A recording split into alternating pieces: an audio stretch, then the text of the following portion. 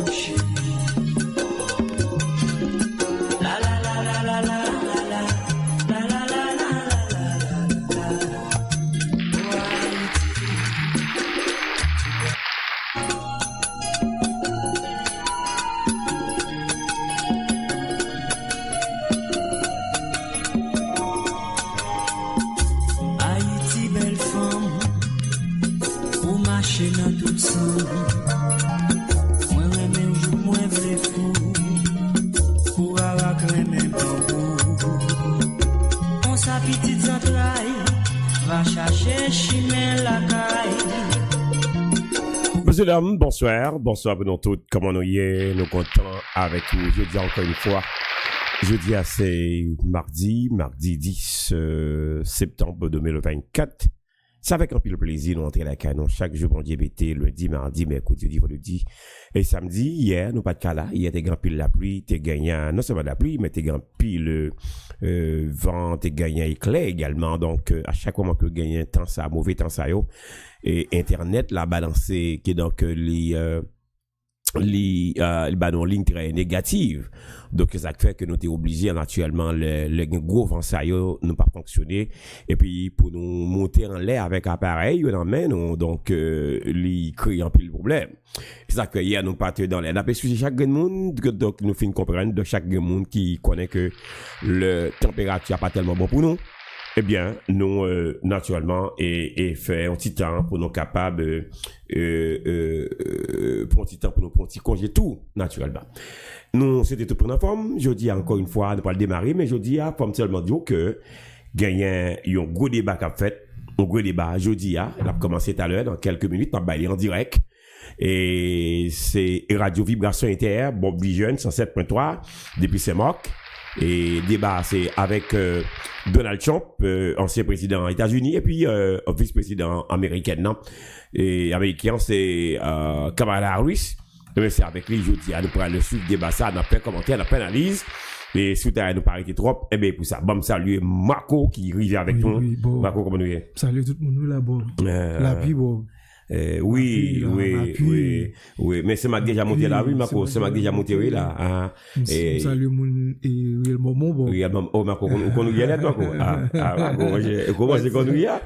Et, Marco, Cadezo, salut, oui, même. Cadezo. Opérateur, bon. Oui, je vais pas là. Mais bluffeur. Oh, pas fait ça. Bluffeur. Ah, moi, bon, il m'a capté, mon cher. Et moi cap. Mesdames, il y a point coup. Oh! Hey, tombe job. Ah, comment? Et qui gagne n'importe 7 ménages, c'est ma couille. Bluffeur. J'ai bien mangé. Oh, moi, t'as de manger. J'ai bien mangé. Il bon, capable bien manger, et puis c'est tête, monsieur, à caler. Est-ce que nous dans les mots? Nous dans les, oui. Oh? Oui, bon. Pas fait ça beau. Non, il est dans les, ma couille. Ou qu'on aime pas capé, tu vas parler avec lui. Et, ma couille a bien pour parler avec de ces marques, parce que, semble gonti discussion, gonti zinc, pété ces marques là, gagné commissaire gouvernement, commissaire police ces marques là, commissaire, Jude de, naturellement, qui galère dans altercation avec une organisation politique. Et alors, une dans monsieur organisation politique, il y aurait les commissaires là, le commissaire devant cathédrale. Et donc, monsieur Gélé pas dans formation dans l'académie, Gélé dans la cathédrale, il fait formation par les policiers. Commissaire Gélé fâché, commissaire Boudé. Mais oui, bon, mais moi. Oui, bon, on connaît. Bon, c'est ça le temps de donc, j'aime se parler. Et puis, comme ça, la prête à aller. Comme ça, dit, il va démissionner. Puis, on voit de l'autre côté. Il était bien travaillé, bon. Hein? Bon. Et Bagadi, on nous met 50-50. Qui pour aller bon? Vous voulez boire ici à nous jouer un canet? On nous met commissaire sur 20. Sur 20? On nous met monsieur à 8%. Monsieur à 8%. 8% bon? Oui, parce que le commissaire pas qui pas quand on gagne nati bonite, parce qu'on est gang qui te prend liencoup. Commissaire pas fini par tourner back pour commissariat, parce que le commissariat toujours dans mes gangs yo. Il va prendre. Il va même faire 2 sur 20, non, bon? Non, il fait 2 sur 20. Oh, et bon, 8% pas 2 sur 20, bon. Si monsieur pas bien, donc, même c'est ma tout, d'après gang de travail, c'est ma. 8% pas, 8% dit, bon, 8 sur 20. 8 sur 20? Oh, moi c'est 8%, d'après 8 sur 20. Non, c'est 2 sur 20. Yeah. Donc, c'est la nouille, donc. Monsieur va régler rien. Bon, et plus d'organisations, c'est marqué, dit qu'il va régler tellement grand chose. Ma coupe, salue Fidèle de Austin, m'a salué Enoch Faustin, m'a salué également Madame Dorvilus, Madame Inès Superfisconnet qui est à monter, m'a salué Antoine Delmont. Antoine, red. Antoine, c'est le mec, merci en pile. Marco, c'est, naturellement, c'est Mounn qui censé, qui get à monter la capsule, donc on y a des, sur réseau. M't'a dit à l'heure que, donc, Marco, commissaire Guel est fâché. Et commissaire dit que M. Bagé doit traiter le commissaire devant cathédrale. Et commissaire fâché, commissaire boudé, et commissaire même préparé pour le relever devant la justice. Et M. tout lui-même dit, il va peut-être pour commissaire. Commissaire dit, la tout est commissaire dit que, oui, commissaire dit, oui, ça me donne, oui, là, M. va peut-être pour commissaire là. Donc, me défend pas la commissaire, je dis, mais pas de me recevoir aller. Il va me parler avec moi sur les ondes. Donc, me défend pas la commissaire, je dis à commissaire Jude. Et donc, même je dis que si gagne une dans commissaire, alors, nos autorités capteurs et c'est marque, c'est le commissaire Vincent, commissaire gouvernement, et que nous connaissons pas la commissaire Vincent, eh bien, monsieur dit que si gagne une dans commissaire, gagne une dans l'excès cap travail, et le commissaire Vincent. Donc, monsieur, naturellement, dans gauche, et puis avec, comment il est, monsieur, encore, comment il est, comment il est, mais oui, une organisation qui est au CNH, mais au CNH, donc, en tout cas, monsieur Farchampil, et donc, c'est cathédrale, bon. Comme c'est devant cathédrale. C'est fréquent, monsieur. Oui. Et mais c'est ça que le commissaire a voulu, puis oui, commissaire Farché, oui. Et le commissaire a dit, pas qu'attendre pour t'affaire, pour t'abarrer, monsieur, pas qui est pour le marier, monsieur. Mais, je ne vais pas du commissaire, ou pas qu'à retourner avec ce nègre-là. Si nègre si nègre pas fait rien, si nègre pas, doit civil politique, il doit ça. Ou pas, mais ça me dit, mais commissaire pas qu'à imposer nègre pas aller. Est-ce que vous comprenez? Donc, on a dit ça commissaire, je dis, et puis, commissaire a dit, monsieur Bagay a aucun problème. Et puis, monsieur dit tout commissaire a jardin, et banane, il va contre qu'il le commissaire a jardin banane, ça qui bon. Et commissaire a jardin banane, bon.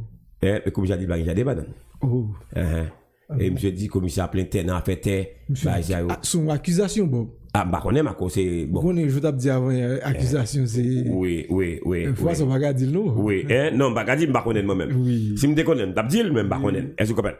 Et bon, ici, nous, qui là, la bouche, depuis qu'on va regarder que nous connaissons, dit, est-ce que vous comprenez?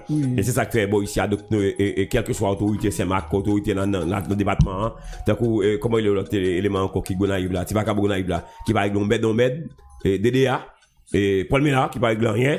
Donc, ça, lui-même, son nul absolu, en nullité absolue. Ouais, ça me capable de lui-même parce que c'est lui-même qui chef département. Donc on parle de monsieur, donc monsieur pas régler un merde, pas régler rien, pas faire rien pour la Tibonite, c'est marché fait Chelbert croiser Brali. By note là non Bob sur 20, by note là. Sur 20? Couen by note. Bon monsieur va me faire 2%.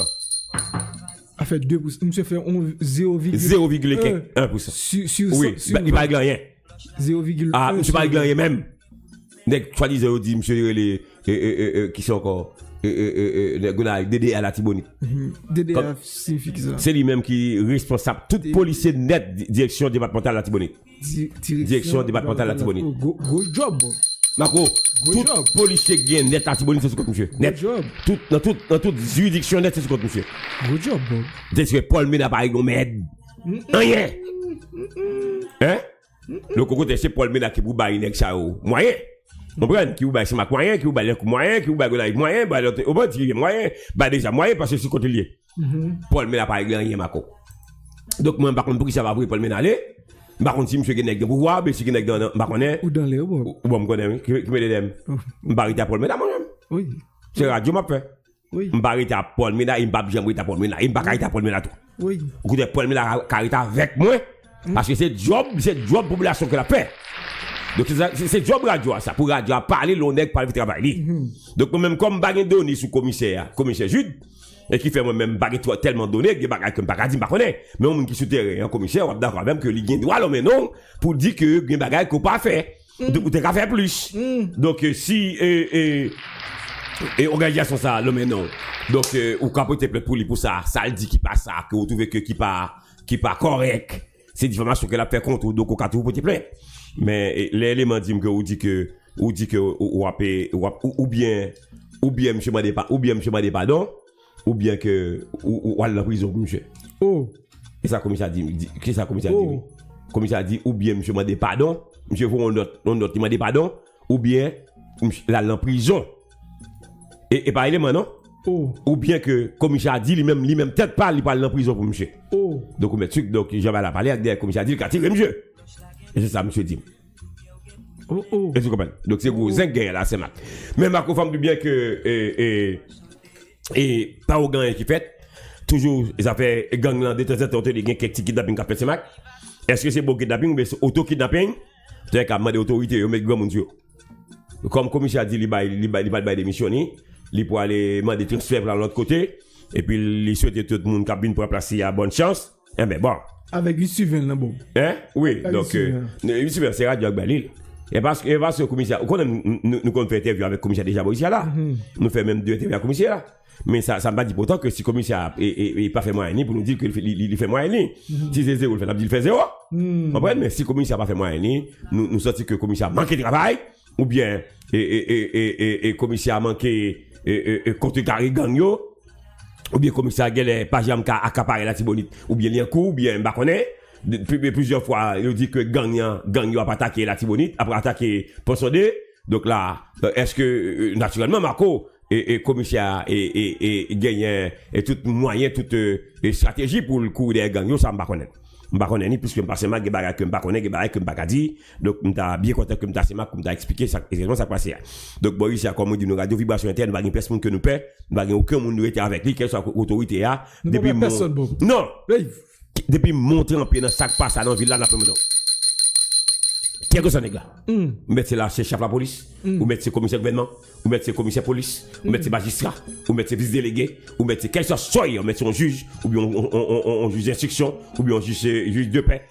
ah ton qui vite m'aborder depuis on nèg non cité dans sa capette ça qui pas mal qui mal dans ville là n'a pas histoire joie et n'a fait commenter sur lui correctement donc moi même me faire respect moi pour nèg pas m'aider vous n'êtes pas dit que me le non là que mon information correcte et difforme d'accord oui bon gonzen ou ayo là bon ça gagne zami ou ça gagne ayo zami ou bob puis quand dit m'a vice président non oui ah monsieur qui était monsieur pas bon lui même on n'est pas calé papa Jimmy haïtien bail problème ou Jimmy mais oui c'est vrai Jimmy oui Springfield Jimmy et là monsieur mais oui ah puis Jimmy non fait manger chata non vous pas la gueule pour ça bon non mais comme et m'a dit vice-président dit que Aïcha peut manger chata bois manger bête mounio manger oiseau oui manger canard mounio et m'a connaît Google avec tout fils balio de bois hein et pas nous dire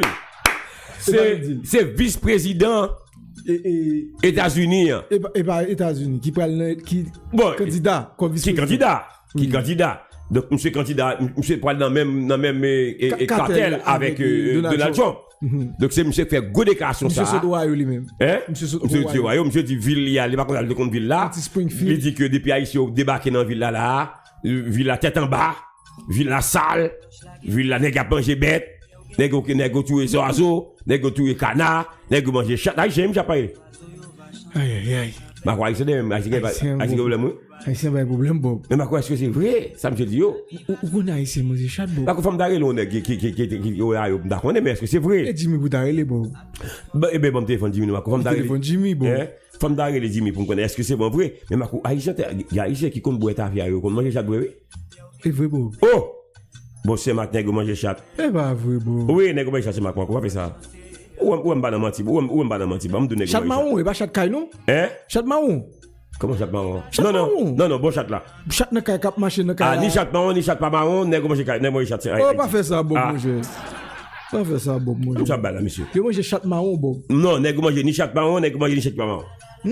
Oui. Qui a javé Bob? Qui a javé? Qui a toujours? Oui. Nous qui est malade, il fait? Il fait. Qui? Oh, Marco. Qui vois qui vient grand monde men. Quelqu'un parle de qui monsieur, kat qui. Oh. Bob, nèg yo manger chat carrément Bob. Oui, nèg manger chat Marco. Donc m'pa connait si vice-président li connait nèg manger chat ou bien il t'a sorti sur nèg manger chat. Yo jeune haïtien marcher à 3 canards bo sentil Bob. Marco qui non ti canard a danser ba ça yo dit haïtien après canard Bob. Yo couper cou canard. Mais Marco, bon rivière Bob. Marco, ou quoi c'est vrai? Haïtien Bob. Pourquoi Haïtien totalement non mais chat mon l'autre bois monsieur. Monsieur, ou connait côté ça, on côté en dehors Bob. Springfield wa Bob son bras. Oui, écoute, comme si c'est une zone très reculée comme si Belgrade. Yeah, Belgrade, OK. Là dans bois. Mais monsieur dit pas gain en pile moun dans zone non, sont 30 à 40 000 moun qui dans zone non. Non, que veulent ka gon 6 000 moun. Comme non, on 30 000 moun comme ça. Oui, monsieur dit 30 à 40 000 moun. 10 000 haïtiens débarquer. Monsieur dit 10 000 et quelques moun qui haïtiens débarquer. Depuis haïtiens débarquer, c'est problème. Dans 4 ans, 10 000 haïtiens débarquer. Ma femme d'Alpha monsieur le bois oui. Si nous avons moyen, papa, nous passons dans l'Alpha monsieur le bois. Gouin c'est font accident avec un school boss le bois Bob. Et tu oui. Et puis monsieur oui. C'était cool yo pour monsieur. Yo pour monsieur. Ma ko si nous femme de l'église blanc au content Bob parce que en pile haïtien vinn à l'église Gounia. Non wayo. Ma ko je dis à tout dans Miragouane nèg fait gros bagay pour muscadet. Son saint oui le saint. Et saint muscadet le Gounia Bob. Ma ko tu vois photo yo? Oui, le saint muscadet. Ou le boule ba ou ouais? Oui, on voit le. Oh Marco, ge bagay, pas bon mentir ge bagay. Muscadet son saint le Gounia Bob. Oh Marco, ge bagay. Sou moun yo mette photo muscadet en l'air, hymne national, bagay. Marco. M'de ou là Bob, muscadet son saint le. M'bal passer tout à l'heure. On va passer li mo, ti ba nan Marco? Oui. Eh ben bon, salut tout pour c'est Marc, tout pour nous réel moment, mon petit Bernard, mon dans la zone là si mon Caverne, mon boulevard, mon qui dans zone chemin neuf, Pont-à-Guêpe, mon qui dans zone Macassé, mon Pont-à-Bou, mon Vénote, mon dans zone Haute-Saint-Marc. Madame Inès dit comme ça, c'est pas manger chat. Ça dit bon. C'est dénigrer haïtien yo. Non, manger chat, pas dit ça, non manger chat. Là si bonite manger chat. Là si bonite manger chat. Est-ce que son bagage moun dit sous moun comme ça bon? Marco. Est-ce que moun dit ça à toute fierté yo manger chat? Bon, nèg qui boit en pile tafia yo, nèg yo c'est fierté pour du manger chat. La si bonite nèg manger chat. Te coup pita avec Timi Arimbo là bon. Oh nèg a manger. Oh! Nèg a manger. Dame de nèg a manger mon cher. Nèg a manger. Timi Arimbo, j'ai Timi Arimbo bien. Par contre si madame Inès gèle pas comme ça mais la si bonite nèg manger chat red. Par contre si premier ministre m'a dit vice-président kon ba yo et mais ma connaît manger chat. Oh. Comme ça? Non. Nèg manger chat. Par contre si dans pays madame Inès mais manger chat. Comprends? Mais chat marron, bon différence bon bien chat marron. Il va dénigrer, nous manger chat madame Inès. Et pas tout le monde qui mange mais nous manger chat. Nous manger chat. comprenez? Marco bam saluer Natacha Jean-Jacques là et qui voit un bon son pour la faut passer le Marco. Natacha qui t'a fait un reportage pour nous et non forme Natacha, non forme et ben n'a passé le pendant Natacha mais oui Natacha bon et Natacha pas de signal, pas de signal l'autre bois. Bon son bon Natacha là, tout les Natacha. Pas de signal Marco. Même si bon et puis il faut image ballon tout. Il veut image. Oui. On va passer image. Oui, Natacha veut image, oui Marco. Natacha veut image et m'pas connait si c'est marqué toujours bon ben Natacha Jean-Jacques et OK et côté pas ça là oui Marco bon moi si me joine Natacha là si me dit Natacha m't'a content là Natacha Marco oui OK bon vous là la Natacha Jean-Jacques mais image là Natacha voyez et puis m'a voyé son vous rapidement Marco international et c'est gars Marco là Marco je non gars Marco Polo international oui OK Polo oui Polo oui et bon ouais et puis Marco mais côté Natacha vous là OK puis Natacha vous ça ba comme son donc on va aller il va manger chat nous bon non Natacha manger chat Natacha c'est manger chat et elle va manger chat pas ça oh Bob fallait belle t-shirt là quand même Bob non même ça obligé rester loin oh j'aime mon t-shirt moi Bob faut me chercher pas comme bah oui faut me chercher et ça nèg dire il faut me chercher la forme si me venir et pour nous ka ba moun parce que monsieur voit texte là pas comme vous qui est-ce qui voit texte là Bob non monsieur Lagué monsieur était là me dit ouais là sur un journal oh oui m'gé vidéo là m'gé vidéo OK oui m'gé vidéo parce que fond du c'est pas nous même qui dit et Jordanie et ça Jordanie analyse pour arriver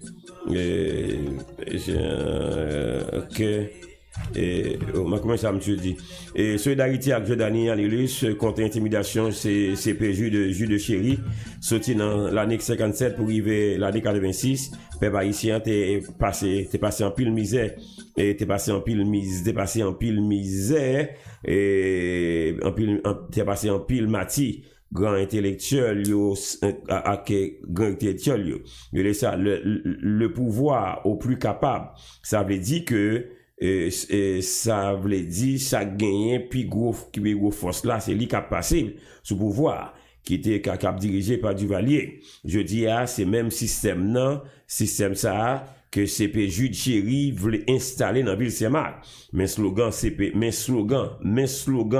Jude Dijon Chéri des pour courir ou prend balle c'est slogan CPA ça d'après et d'après Anélus qui écrit bagaille ça donc alors directoire au CNH là traité CP Jude Chéri et un commissaire police bon cathédrale mes amis commissaire a senti lui vexé jusqu'à que la osé dit quel que soit côté li joindre moins Anélus Jordanie l'a tiré parce que li attribué slogan ça collaborateur nous Jordanie Anélus pourtant c'est position nous tout monde bio n'a pas rappelé CPA Jude Chéri nous pas jamais prendre ni pression intimidation en main apprenti dictateur ni nèg capé prendre pause moun fou d'ailleurs la vie Jordanie Anélus non mais CPA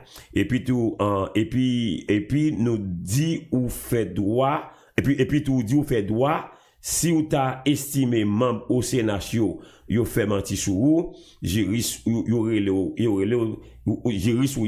ou ka toujours relé nous devant la justice pour diffamation ou t'a dû consulter code pénal là d'après article 313 jusqu'à 323 la loi dit qui ça pour faire d'après monsieur m'a dit grâce mounouye oh Marco c'est nèg va plus fort m'a dit grâce mounouye non pas peur secrétaire général au CNH qui s'y appelle ça donc MDC ouais c'est capable parler avec le commissaire Jude il va lui parler OK Marco il va lui parler eh ben Marco nous parler c'est tout bon ça gagne mais Natacha Jean-Jacques dit qu'il manger il va manger ça doit gérer chat menti oh Natacha Jean-Jacques dit qu'il manger chat tout bon oh même pas demander mal la gueule pour là Natacha dit qu'il manger chat il comme chat Natacha qui se correspond dans nous oui dans Miragouane bon Marco fin là voix Natacha on va n'a plus Natacha qui ça Mais oui. Oh, mais Bob, c'est tout bon ici, manger chat moun yo. Ah, m'pas doit manger chat. Natacha manger chat. Et madame Inès dit pas quoi il manger chat. Ah, madame Inès. Bon, mais Natacha, oui. Nous allons délivrer Natacha là, donc Natacha fin va faire un reportage là. Et je dis à la moun Miagua, tu prends la rue pour te demander qui donc Pierre Espérance pour camper. Sous cause de la parle en pile qui donc fait déclaration pour envoyer Muscadet aller. Monsieur Mounio dit que Muscadet aller pour aujourd'hui. Dès matin, Pierre Espérance pour aller. Quel qui bobo? Bah talonné. Bah comme Mounio sérieux. Ah Mounio sérieux avec Pierre Espérance oui. Bah la gueule quel problème monsieur vient avec Pierre Espérance dit commissaire dans gang. Commissaire bien il a appelé Libya avec Iso, Libya avec Nexo, c'est Nexo qui baille commissaire Zam. Mais Pierre a fait un pile. Hein? Marco. Pierre a fait un pile. Ah comme tu as baille menti mon cher. Pierre pas baille menti. Bob font salut Narcisse là Bob. Narcisse là? Oui. Oh, Narcisse ben là. Narcisse, Red Zamim. Red, salut Narcisse depuis Boston. Merci un pile Narcisse. Et Cadezo toute bague en forme là, toute bague en forme Cadezo. En fait, d'accord, très bien. Donc, Narcisse Mouté ou bon? Oui, Narcisse Mouté. Faut prendre Narcisse Bonnet, je dis. Et Marco, bon, Natacha avant. Oui, prendre Natacha. Bon, Natacha, et puis pour nous faire ça, on faire rapide. Marco, qu'on a un débat. On va voir une vidéo, moi, non, bon? Oh, qui est, Marco? C'est pour où là, oui. Non, où c'est ça? Oh, regardez pour Marco, on voit une vidéo là-bas, oui. Oui, on voit une vidéo là-bas, oui. Natacha, oui, oui. Natacha, moi, j'ai chat. Natacha dit moi j'ai chat tout beau. Et Marco même bon baga boire Natacha non? Oh. Hein? Oh, Natacha dit moi Hein? So gay. Kade chamou yo. Oui, ça me dit oui, mais mon capable mais c'est jeudi oui ça fait. Marco ba bon son. Oh, les amis kade chamou yo Muscadet. Oui, c'est jeudi oui, mon mettre Muscadet capé là. Jeudi Marco. Son c'est ou Bob. Ah eh bien en avant Bamson et puis après ça on après voir Natacha. Oui. Eh bien en avant non. Nous sommes en radio vibration inter 7.3, Bob Jeune depuis la Floride. Puis Marco, il est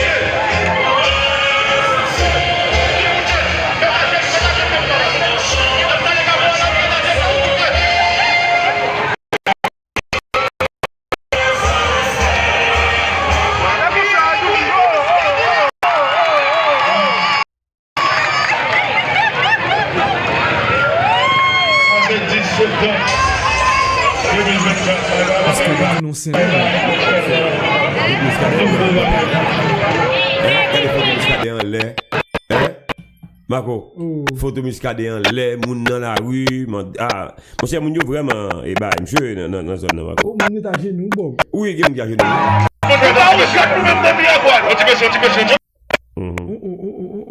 Oui.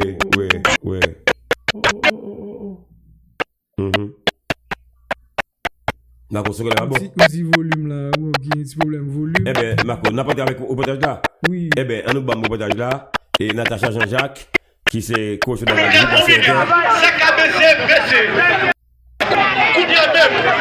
comment mettre chez nous à terre, faut s'y mettre pour nous, s'il vous plaît. On minute, si vous l'avez tout doucement pour nous. On minute. Quand c'est en ligne, on a les teachers, vous l'avez plus coupé qui gagne en Florida. Bah, il y a toute forme ça, non? Non, pas une forme ça. Mais quand vous regardez mon jeu, nous devons porter Muscadet en bon. Ça veut dire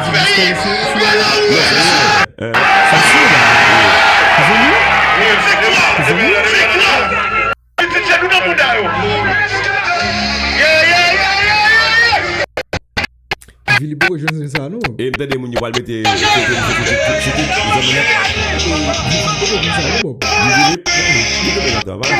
Non, mais je vais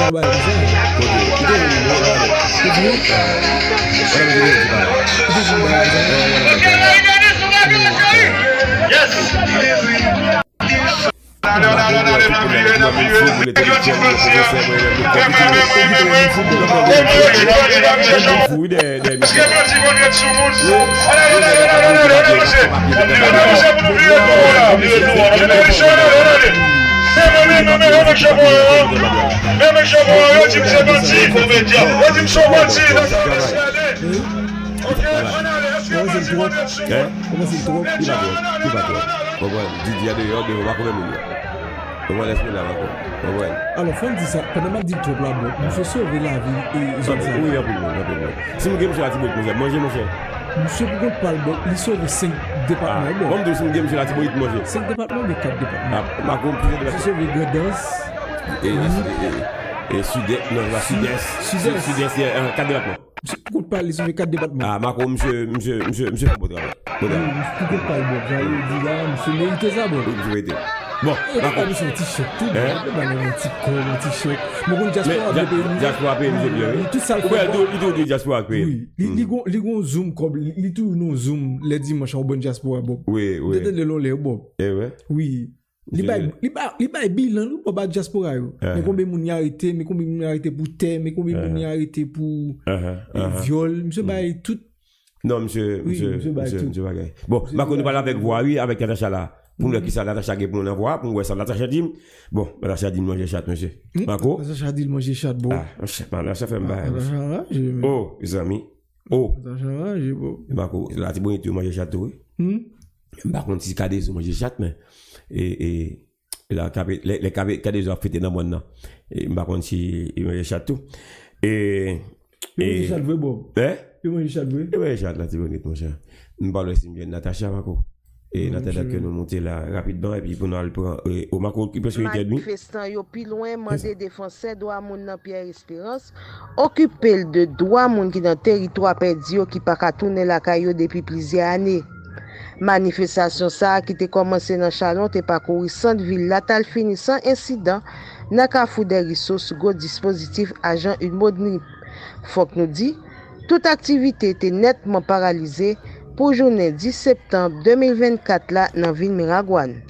Natacha Jean-Jacques, radio, télé, vibration. Très bien Natacha, merci en pile. Donc Marco, donc Michkadin fait on B+. Hein? Qui Bob connaît toujours bail point Bob. Yeah.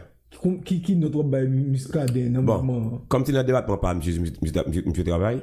Bon, souvent là, souvent, n'a pas monsieur. 18. C'est 15, 18 parce que monsieur sauvé débattement, bon. N'a pas 17 souvent. 18 souvent. 18 bon. Non, pas capable de jouer, ma 18, monsieur mérite le bon. Ah bah, pas de 17 toujours. Pour les gars, 18 bon. Pour les gars, pour le Carrefour. Ah. Non, Bob, mon cher, il a tout révoqué. C'est pas juridiction. L'aide local a révoqué. Oui, bon, bah, ça fait gros. Ah, mon cher. Le vaut, il l'aide bas, bon. Oui. Le vaut, l'aide bas. Oui, l'aide local a révoqué, mon cher. Vous débaltez. Oui, débaltez tout. Il n'y a pas de quitter zone ni pour aller. Il n'y a pas de quitter zone ni pour aller sans Bassa. On prend pour aller l'embrouiller avec Richemont. On prend. Bah, ça. Richemont, Bob. Richemont évoqué, n'est qui remplacé Richemont évoqué lui. Mon cher, pas ça, c'est un gros. C'est une poste, n'est pas un bon, parce que vous êtes bonnement. Mais parce que Miskadin Grenou qui fait yo kebe monsieur là comprendre par contre si débat commencer nous débat pour commencer commence à 9h à 9h OK donc ça me tape bien comment on va dire là oui là et Marco a pas caille comme demander pour nèg yo moi Jean-Charles Bétan choisi on nèg pour remplacer Louis Gérald Gilles. Moi là vite pas bon. Ou sont j'ai négocié moi dévoué comme pour devenir vice-président. Premier ministre là. Belize. Oh, cloche pour lui. Moi que j'ai envoyé Belize oui, dans place Louis Gérald Gilles oui. Monsieur ça son stratégie Bob. Pendant n'a dit monsieur secrétaire. Ou c'est Belize qui t'a venu comme premier ministre. Oui. Qui est qui est monté en l'air à dit que qui est qui est monté en l'air à dit c'est premier ministre consenti bagaille. Mais qui est qui fait ça oui. Qui t'a annoncé Belize en l'air, les réunions étaient finies. Comprenez? Et puis Belize pas de comme même candidat la premier ministre. Mais Belize président président. Maman comment me connaît crèche t'a cassé lettre oui. Ouais des casse me bien cassé. Qui est ça? Va écouter machine là. Dame Sali même son dame qui depuis n'importe 15 ans il dit Mais mademoiselle, c'est bon policier pour lui. Gade mademoiselle pour après c'est bon policier. Ils sont fake policiers. Ils sont fake il m'a dit et comment il quoi directrice et divisionnaire. Mademoiselle habillée en police là comme c'est police est vrai. Yo dit ça gagne pas 15 ans et puis mademoiselle comme ça pour la balle. Salut mademoiselle. Salut. Pour nous jouer l'argent là. Marco, mademoiselle, il vient de l'immigration, toute la police est campée dans la ligne, c'est salut, mademoiselle. Son inspecteur divisionnaire. Je ne comprends pas le mouvement. Et pas le examen tout bon. Oh!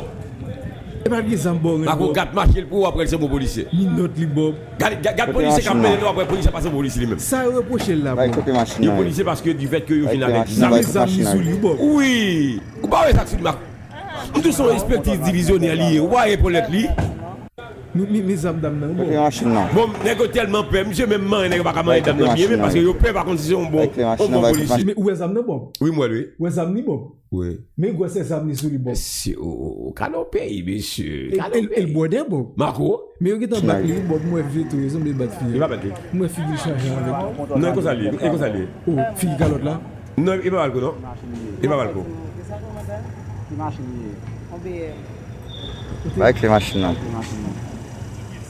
Qui machine il dit sauver. Obéir mais. Mais on dit sudel il connaît Non, allez, montez machine madame. Oh, monsieur pas parler avec le commissaire divisionnaire là c'est madame. Comment ça fait là bon? Comment quelqu'un Vous savez quel coup de douette non? Quel coup de douette qui fait tout mademoiselle et puis des CPJ débarqué. Nous allons marcher de tous côtés. Oui, dans tout que ça côté bureau public. Qu'est-ce que ça salle pas l'église ni petit il faut monsieur. Oh. Ils m'ont dit débarquer dans n'importe bureau, immigration débarquer et puis il a fait passeport. DG il en dit quand c'est talon, tout le monde c'est talon. Et mon balle. Son commissaire débarqué là. Marco. Oui. Son commissaire débarqué. Ah, qui dame ça bon vous devez bon moi dame ça. Qui dame ça? Dame ça son dame qui t'a parlé dans bail soit ici. T'entendez le nom, mettez le ouais. Il parle très bien. Moi, t'as parlé de Haïti, moi, Haiti. The question is, what can we do to help Haiti? I'm here to say that this is the wrong question. What does help even mean when big countries keep impoverishing smaller countries? What help are we talking about when most of the money donated to impoverished countries end up going back to the donor countries? Who truly believes that former colonizers can help or organize the help that should be given to their former colonies? Haiti was being helped when foreign soldiers and NGO workers raped or sexually exploited women and girls after the earthquake. Haiti was being helped when the PHTK government... Oh, Bob, ton bagay, Bob. Mes amis, fille à la guerre. Non, fille à la guerre, oui. Fille a dit comme ça, est-ce qu'il m'a fait ancien métropole confiance pour aller des petits pays qui ont colonisé. Mais il le maintenant carrément, il dit la France, Canada, États-Unis. Oui.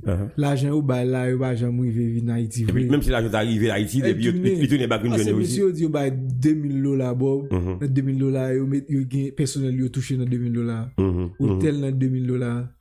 Oui, il a parlé. Quel heure remettait des mademoiselles? Ou je m'étais bon mon pas capable prendre.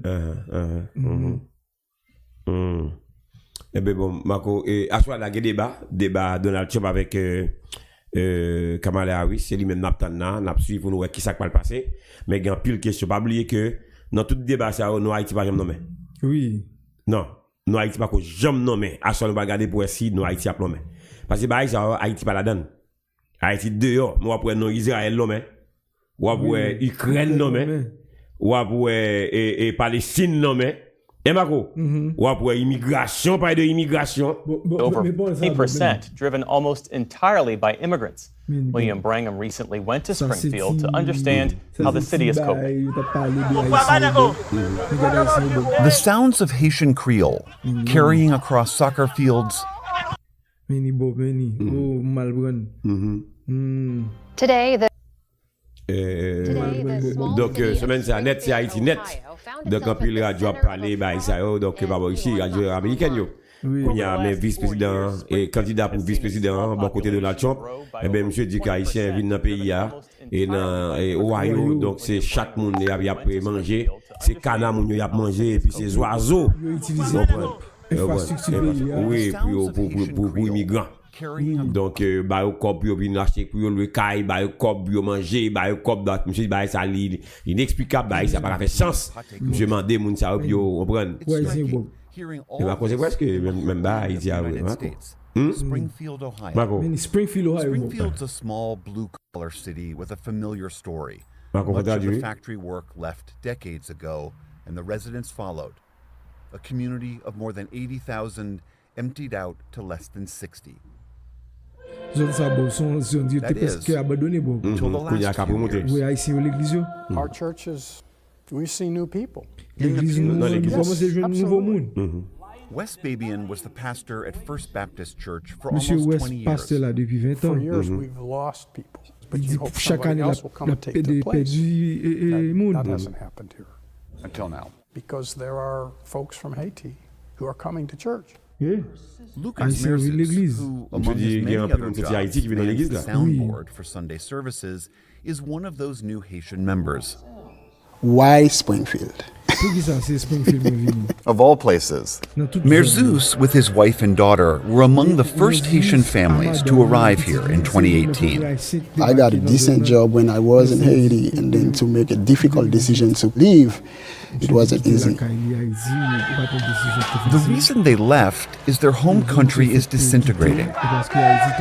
Protests and increasing violence in the Caribbean nation culminated in the assassination of President Jovenel Moïse in 2021. Since then, the country spiraled.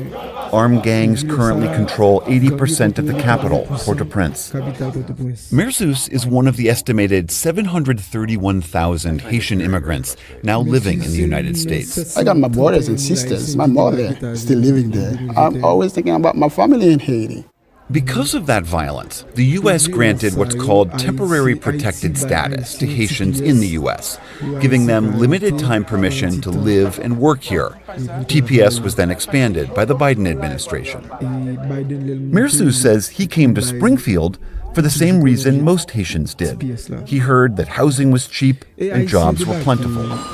It started slowly. We had an application pool that was a little bit different. People coming to work here. People looking for jobs. What he's welding here again are welded axle components. Jamie McGregor is the CEO of McGregor Metal, which makes welded parts for the auto and farm industries. Right now, about 10% of his workforce is Haitian, over 30 employees.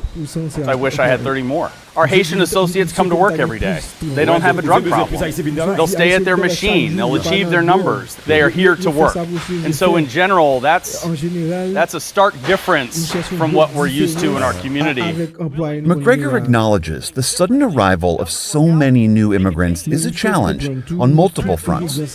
But he believes this is partly how the industrial Midwest can regrow. We want more jobs in our community. And in order to fill those jobs, some jobs need to be people who are not originally from here. There's things in the last 5 years that have really changed and has been a forward improvement for Springfield, but this is taxing the resources of the city. Springfield's mayor, Rob Rue, says he was cautiously optimistic when the first Haitians settled in town. But then their numbers quickly rose. The city estimates 12 to 15,000 Haitians are here now. The infrastructure of the city, our safety forces, our hospitals, our schools. Springfield is a close community and has a big heart, but at the same point, we've had this influx that has taxed all these services. The number of students needing English language help has quadrupled in 5 years. Translators at the local health center cost hundreds of thousands of dollars a year. And last year was the busiest year on record for the fire department. But it seemed that for the community at large, the increase in immigration and its stresses largely flew under the radar. A lot of that changed last August. It was the very first day of school, and a school bus full of kids was coming down this road. A driver coming in the other direction came around that bend, said he was blinded by the sun. He clipped the bus, and the bus ended up in this ditch. We begin with breaking news. Right now, multiple law enforcement agencies are on the scene of a deadly school bus crash. Dozens of children were injured, and 11-year-old Aiden Clark died. When the driver was revealed to be a Haitian immigrant without a U.S. license, things erupted. The majority of the Haitians here are low-skilled and they're illiterate. I want to know who's bossing them in. Who's responsible for that, and who can stop them from coming? Our concerns don't have anything to do with racism. They have to do with lack of affordable housing. For the past few months, Springfield resident and former journalist William Monaghan has been a fixture at city commission meetings. He helps run a Facebook group that's become a house for locals' concerns about the Haitians, where people complain about everything from reckless driving to higher rents. Do you shop in Springfield? No. Do you drive the streets of Springfield? No. Do you consider that Springfield is your home? No. Are your kids safe in school? No. They're talking about, I can't go to my house because of my insurance has gone way up. I don't feel safe in the stores anymore. With maybe a couple exceptions, it's never a race issue. But they want to make it sound like a racial issue so they can demonize us and ignore our concerns. And these are valid concerns. I have the same fears that you as mom and dads and grandma and grandpas and aunts and uncles have. I won't say this is a Haitian crisis, this is an immigrant crisis. It's the fact that we have so many people here and we have a culture clash. Mayor Roux says reckless driving is an issue. But there's been no uptick in crime related to the immigrant population. But with so many new arrivals, he says, the city needs help bolstering basic infrastructure. We say we need help, basically for translation services and safety forces. That's what we're looking at. Our hospitals need reinforcement. In the meantime, local nonprofits like St. Vincent de Paul have stepped in. Here, people learn how to apply for jobs and how to navigate the city's computer system. It's really important that when you file applications with immigration, that a translator and a local lawyer help this woman with her visa application. In a building across town, Vilas Dorsonville runs a support center that helps Haitians integrate into American life. He understands why so many new arrivals into an established community can create conflict. They have the right to express themselves because we are living in a free speech world, whether it is from the Haitian side who are trying to find jobs and opportunities, whether it is from the locals who are complaining because too many people are coming here. It's human being. We are expressing ourselves the way we feel, but at the end of the day, we have to find a way out to live together. But he says many Haitians would also returon home if the violence subsided. Do you hope one day to go back to Haiti? Yeah, hopefully. I can't wait, hopefully, to go back to Haiti because I'm dreaming Haiti. Dreaming Haiti, meaning at night while you're dreaming, you're there. Yeah, I'm there. So still working, still trying to integrate, and then facing with challenges all the time in the US, but I'm also dreaming of my country. For now, the residents of Springfield, old and new, will continue writing the latest complicated chapter in the story of immigration in America. For the PBS NewsHour, I'm William Brangham in Springfield, Ohio. Parce que par contre, j'aime ouais flou haïtien ça au débarquer. Et pas en ville côtière Bob ou bien frontalière côté haïtien comme New York, Miami, son ville qui nan mi-temps. Même pas nous garantir c'est que Radio Vibration a descend en bas. Oui, oh, cloche Bob. Marco, nous allons faire épisode le Marco, même si c'est pour 3 jours n'a descend. Nous allons jouer Jimmy Bob. Exactement. Nous allons faire une interview le soir. Nous n'a parti dans vendredi, nous fait samedi, dimanche nous venir. Où on est fan tourner l'église Bob. Oui, fan l'église. Oui, n'a fait 3 jours, n'a descend en bas. D'abord c'est avion nous parler, il avion nous parler, il a tenu avion. Est-ce que vous comprenez? Et nous pas nous garantir c'est que là nous pas besoin aide bonio. Qui joue nous parler, qui nous parler parce que temps ba la choix nous parler Marco. On prend n'a pas arrivé au royaume pour nous garder nous parler dans que bagarre là Marco côté ba là. Ça a passé et où qu'a senti conflit à Bob. Mon est blanc. Nous pas faire town meeting avec Haïtien au point de ça passé qui ça gagné nous pas dans city nous pas faire avec magistrat nous débat ça passé ça gagne est-ce que vous comprenez parce que yo Haïtien Bob 15 000 Haïtiens débarqués dans zone qui dit 60 000 habitants donc c'est pas blague stress dans zone non seulement ça pas parler anglais si Haïtien vient commencer une citizen donc yo capable mettre n'importe magistrat dans zone ça oui. Et yo pas parler anglais, yo besoin de monde pour traduire pour yo Bob. Et besoin de job. Yo besoin de job. L'église n'a bien plus monde. L'église vient pour nous passer à content. Passer à content. Monsieur dit l'église pas de monde ça. On seul coup l'église a chargé haïtien. L'église a chargé à Mounn. Monsieur dit il y a 20 ans la paix du monde là, il y a l'exigence à monde, il y a un problème lui. Et puis il y a un élément qui dit que y a un boss travail qui dit que Haïtien travaille bien. Monsieur dit c'est plus gros soulagement, Haïtien pas jamais rater un jour pour un travail. Il pas dans drogue, pas dans drogue, pas dans volet, il vient travailler chaque jour bon Dieu mettez. Au contraire, bah il fait aller au fait le dépasser. Au contraire, s'il t'a jeune plus Haïtien vient toujours. Donc monsieur parler pas. Monsieur parler blanc parler. Donc ouais donc gain place pour tout le monde. Gain place pour tout le monde. Mais gon affaire de race. Alors pour doute moi faut me dire ça, mon capteur d'Haïti, gon affaire de racisme qui gagne dans le pays. Et pas tout blanc que nous qui raciste. Mais il y a une majorité blanc nous n'a pas côté la vie nous ici. Majorité minimum non raciste. Oui. Majorité. On nous dit minimum. OK, minimum non qui raciste. Okay. Mais tout bon forme tout ça. Haïtien un comportement qui pas bon bob. Timide dit comme ça et pas en zone États-Unis dit moun bob et pas côté moun après attendre dans la rue. Moi moun yo rive dans bio moun fa di moi à sandal piaté là. Ah bob moun yo dans appartement moun yo bob yo rale fil yo bob pour attendre rad. Ah pas moi moun yo marcher en dans chita l'office là puis et sandal la terre et puis ti moun marcher piaté. Oui bob. Haïtien bob attendre rad de yo bob rale fil. Et bien fait ça les coffres oui. Bob blanc pas habitué à ça bob. Fait ça les coffres. C'est bon. Haïtien chita devant porte la caille a jouer domino devant la rue à bob. Monsieur a joué football dans la rue à Bob.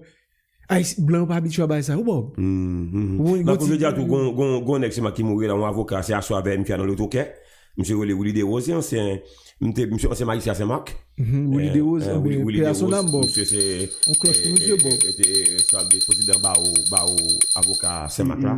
Oui, Goto Bob. Professeur l'école ça donc monsieur allé. Goto Bob, Goto. Moi dis monsieur alors non pas détourner ni. Non contre Bob nous saluer lui. Départ monsieur donc. C'est bon traverser. Bon traverser nous derrière. Bon m'ta jouer chanter pour lui Bob. Oui. C'est mon Bob. C'est mon bon, je chante. Monsieur mon pas, monsieur mon pas. Monsieur n'est pas moi. Et madame, je te dis que mon pas, j'ai bien aimé, j'ai d'âme sauteur condoléances et bien aimé que nous lève avec une cité Bernard.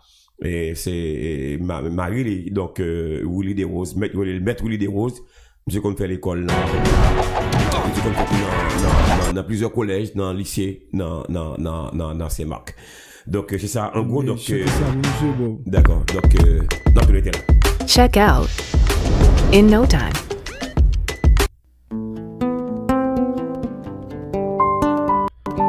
Chanter ça. La famille en général.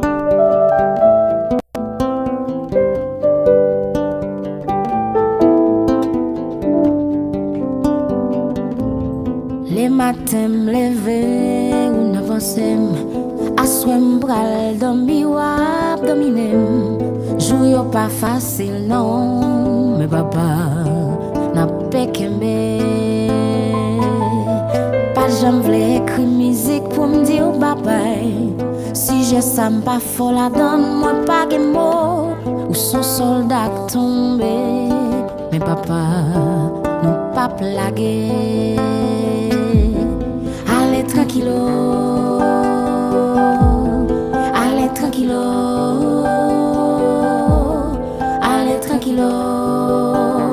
Papa n'a pas qu'à la bête des roses que nous avons reposé en paix. Radio Vibration intercoupée, Marco Bob, Radio Vibration, c'est là que ça s'appelle quoi? C'était toute famille. Marco, il y a le débat va commencer 9h. 9h exactement, sur telle radio arrêtez là parce que c'est à soi, il y a un gros débat entre Kamala avec Donald Trump, il y a un pile cause qui parle à soi.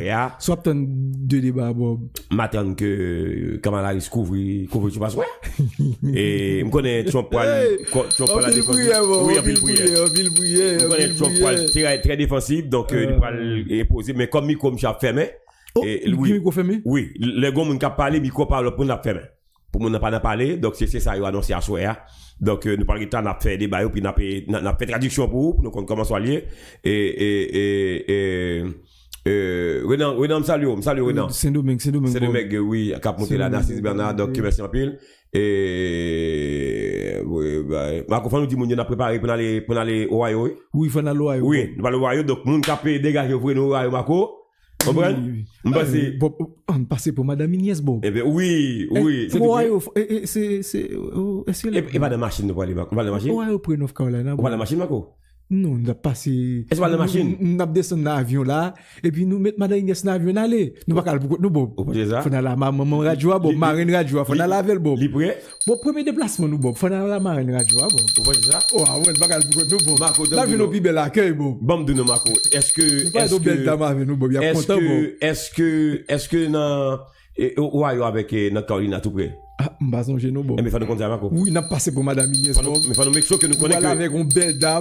Mais faut nous connaître Marco, faut nous connaître est-ce que vous prêt? S'il pas prêt, nous caler. Comment prêt Bob? Tout côté prêt depuis un avion yo Bob. Non, mais qu'on a descendu un avion pour l'autre avion encore. Bah un bout d'avion non Bob. Bon, depuis le passé de 4 ans, on va parler moi-même. Marco, North Carolina plus que 4 ans. Non, Ohio, on va parler où? North Carolina plus que 4 ans. Ohio plus loin? Oui. Combien de temps Ohio?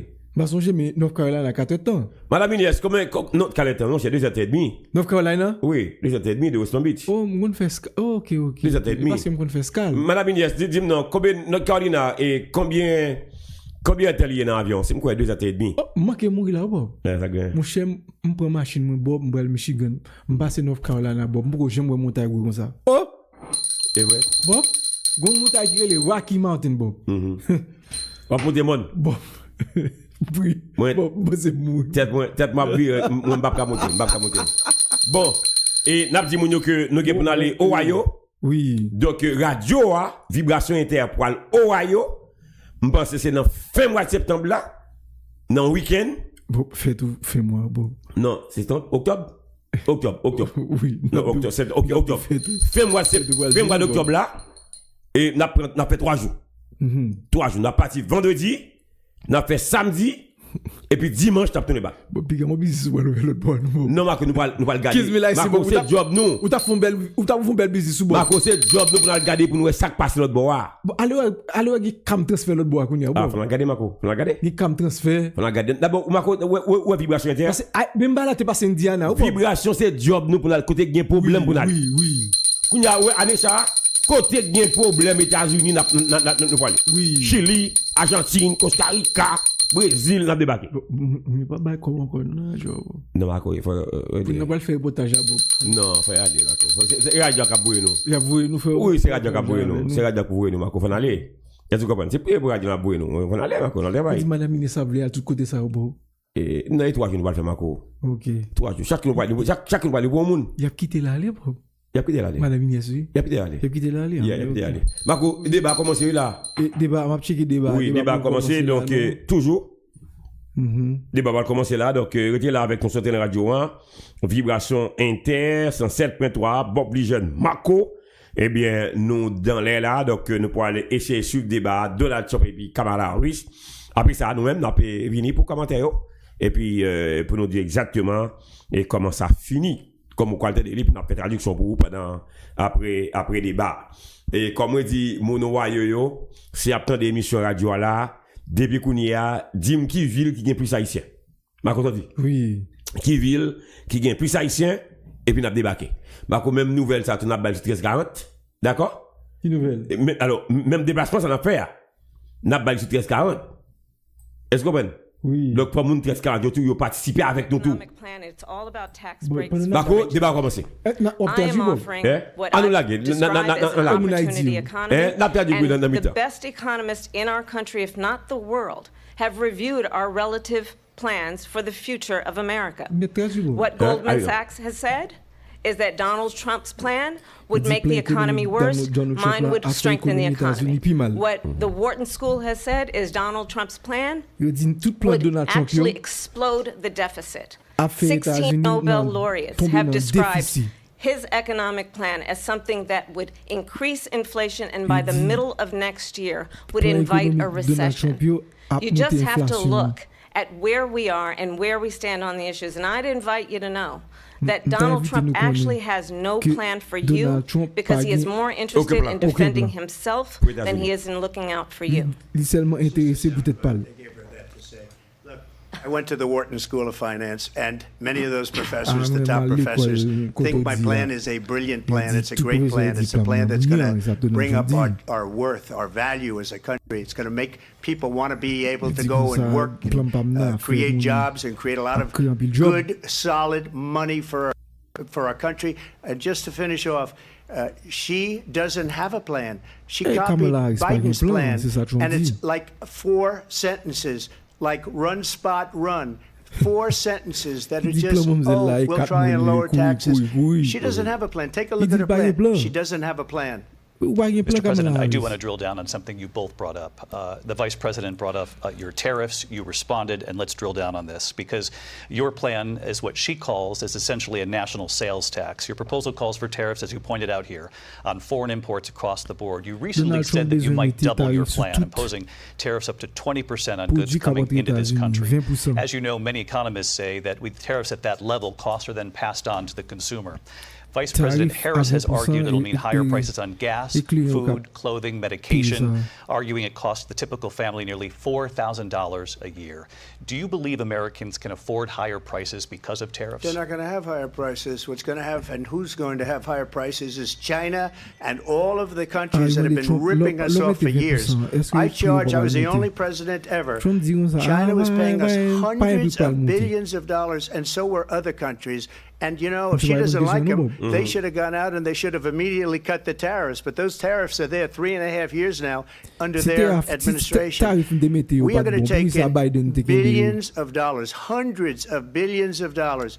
I had no inflation, virtually no inflation. They had the highest inflation perhaps in the history of our country, because I've never seen a worse period of time. People can't go out and buy cereal or bacon or eggs or anything else. The people of our country are absolutely dying with what they've done. They've destroyed the economy. And all you have to do is look at a poll. The polls say 80 and 85 and even 90% that the Trump economy was great, that their economy was terrible. Vice President Harris, I do want to ask for your response, and you heard what the president said there, because the Biden administration did keep a number of the Trump tariffs in place. So how do you respond? Well, let's be clear that the Trump administration resulted in a trade deficit, one of the highest we've ever seen in the history of America. He invited trade wars. You want to talk about his deal with China? What he ended up doing is, under Donald Trump's presidency, he ended up selling American chips to China to help them improve and modernize their military, basically sold us out, when a policy about China should be in making sure the United States of America wins the competition for the 21st century, which means focusing on the details of what that requires, focusing on relationships with our allies, focusing on investing in American-based technology so that we win the race on AI, on quantum computing, focusing on what we need to do to support America's workforce so that we don't end up having on the short end of the stick in terms of workers' rights. But what Donald Trump did, let's talk about this, with COVID, is he actually thanked President Xi for what he did during COVID. Look at his tweet. Thank you, President Xi, exclamation point, when we know that Xi was responsible for lacking and not giving us transparency about the origins of COVID. President Trump, first of all, they bought their chips from Taiwan. We hardly make chips anymore because of philosophies like they have and policies like they have. I don't say her because she has no policy. Everything that she believed 3 years ago and 4 years ago is out the window. She's going to my philosophy now. In fact, I was going to send her a MAGA hat. She's gone to my philosophy. But if she ever got elected, she'd change it. And it will be the end of our country. She's a Marxist. Everybody knows she's a Marxist. Her father's a Marxist professor in economics, and he taught her well. But when you look at what she's done to our country, and when you look at these millions and millions of people that are pouring into our country monthly, where it's, I believe, 21 million people, not the 15 that people say, and I think it's a lot higher than the 21. That's bigger than New York State pouring in. And just look at what they're doing to our country. They're criminals. Many of these people coming in are criminals. And that's bad for our economy, too. You know, you mentioned before, we'll talk about immigration later. Well, bad immigration is the worst thing that can happen to our economy. They have, and she has, destroyed our country with policy that's insane. Almost policy that you'd say they have to hate our country. President Trump, thank you. Lindsay? I want to turn to the issue of abortion. President Trump, you've often touted that you were able to kill Roe v. Wade. Last year, you said that you were proud to be the most pro-life president in American history. Then last month, you said that your administration would be great for women and their reproductive rights. In your home state of Florida, you surprised many with regard to your 6-week abortion ban because you initially had said that it was too short. And you said, quote, I'm going to be voting that we need more than 6 weeks. But then the very next day, you reversed course and said you would vote to support the 6-week ban. Vice President Harris says that women shouldn't trust you on the issue of abortion because you've changed your position so many times.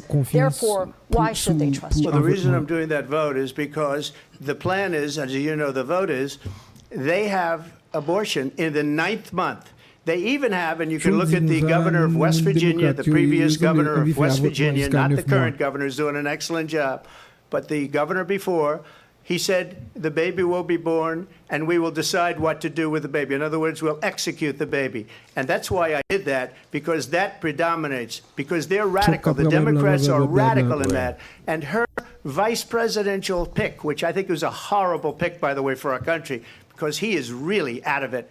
But her vice presidential pick says abortion in the 9th month is absolutely fine. He also says execution after birth. It's execution, no longer abortion, because the baby is born, is okay.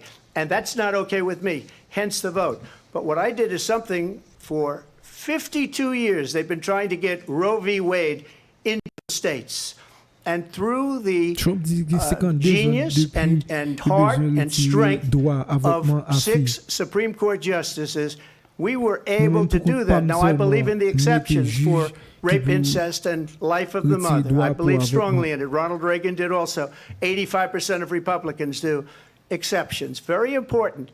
But we were able to get it, and now states are voting on it. And for the first time, you're going to see, look, this is an issue that's torn our country apart for 52 years. Every legal scholar, every Democrat, every Republican, liberal, conservative, they all wanted this issue to be brought back to the states where the people could vote. And that's what happened. Now, Ohio, the vote was somewhat liberal. Kansas, the vote was somewhat liberal, much more liberal than people would have thought. But each individual state is voting. It's the vote of the people now. It's not tied up in the federal government. I did a great service in doing it. It took courage to do it. And the Supreme Court had great courage in doing it. And I give tremendous credit to those 6 justices. There is no state in this country where it is legal to kill a baby after it's born. Madam Vice President, I want to get your response to President Trump. Well, as I said, you're going to hear a bunch of lies, and that's not actually a surprising fact. Let's understand how we got here. Donald Trump hand-selected 3 members of the United States Supreme Court with the intention that they would undo the protections of Roe v. Wade.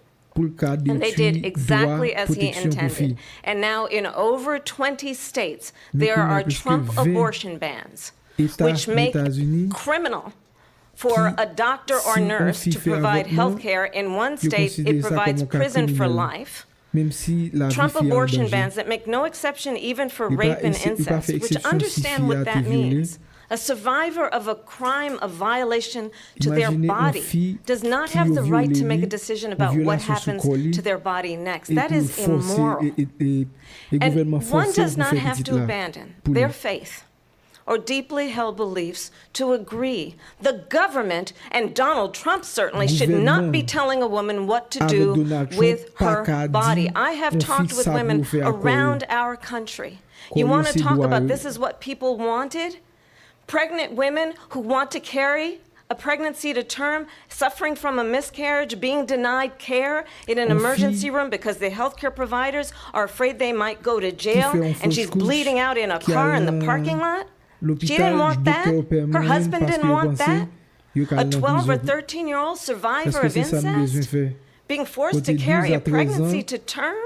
They don't want that. And I pledge to you, when Congress passes a bill to put back in place the protections of Roe v. Wade, as President of the United States, I will proudly sign it into law. But understand, if Donald Trump were to be reelected, he will sign a national abortion ban. Understand, in his Project 2025, there would be a national abortion, a monitor that would be monitoring your pregnancies, your miscarriages.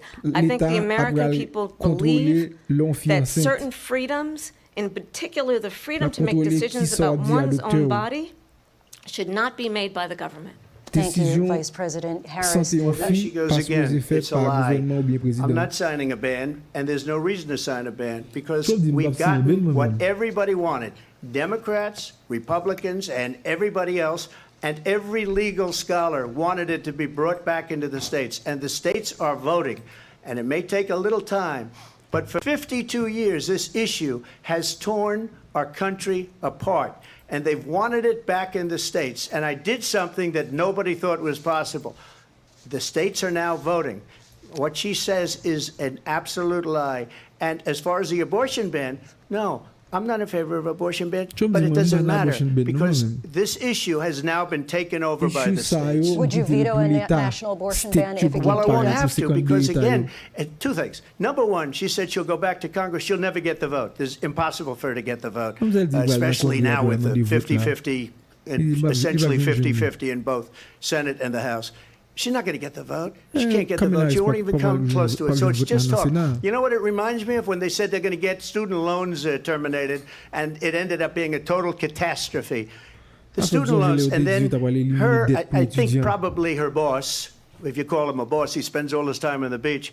But look, her boss went out and said, we'll do it again. We'll do it a different way. And he went out, got rejected again by the Supreme Court. So all these students got taunted with this whole thing about this whole idea.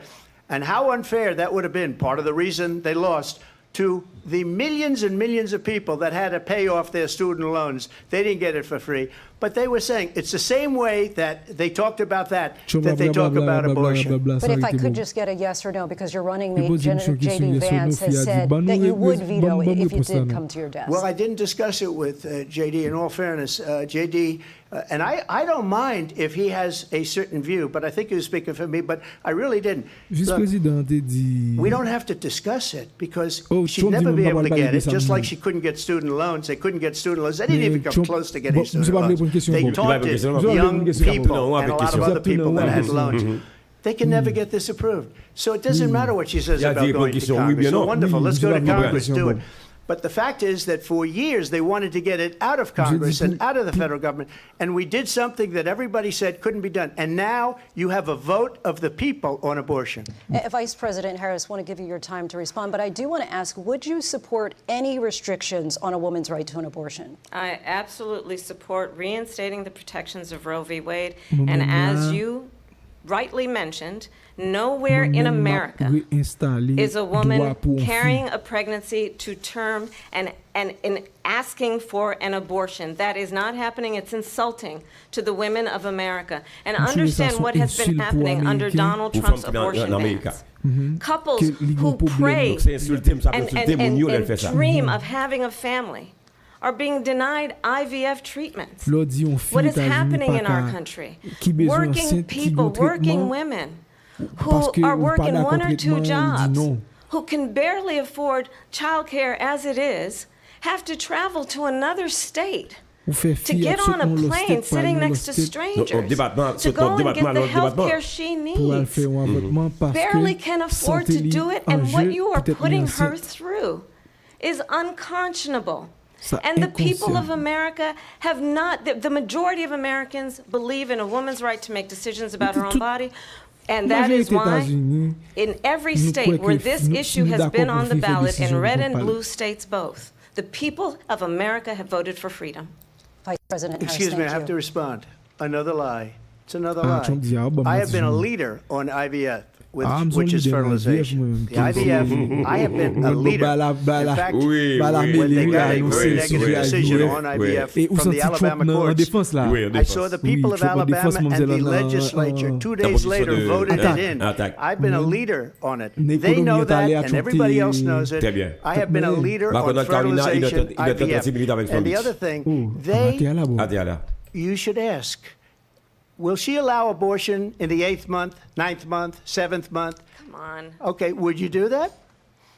Why don't you ask her that question? Why don't you answer That's the problem. question? Would you because veto? Under Roe v. Wade, Answer the question, would you veto? You could do abortions in the 7th month, the 8th month, the 9th month, and probably after birth. Just look at the former governor of Virginia.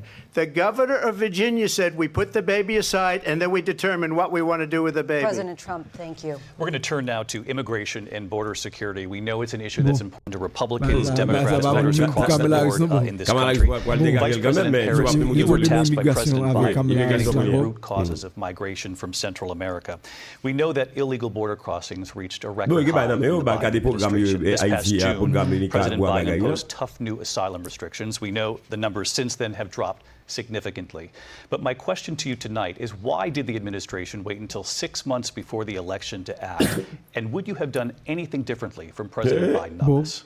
So I'm the only person on this stage who has prosecuted transnational criminal organizations for the trafficking of guns, drugs, and human beings. And let me say that the United States Congress, including some of the most conservative members of the United States Senate, came up with a border security bill which I supported. And that bill would have put 1,500 more border agents on the border to help those folks who are working there right now overtime trying to do their job. It would have allowed us to stem the flow of fentanyl coming into the United States. I know there are so many families watching tonight who have been personally affected by the surge of fentanyl in our country. That bill would have put more resources to allow us to prosecute transnational criminal organizations for trafficking in guns, drugs, and human beings. But you know what happened to that bill?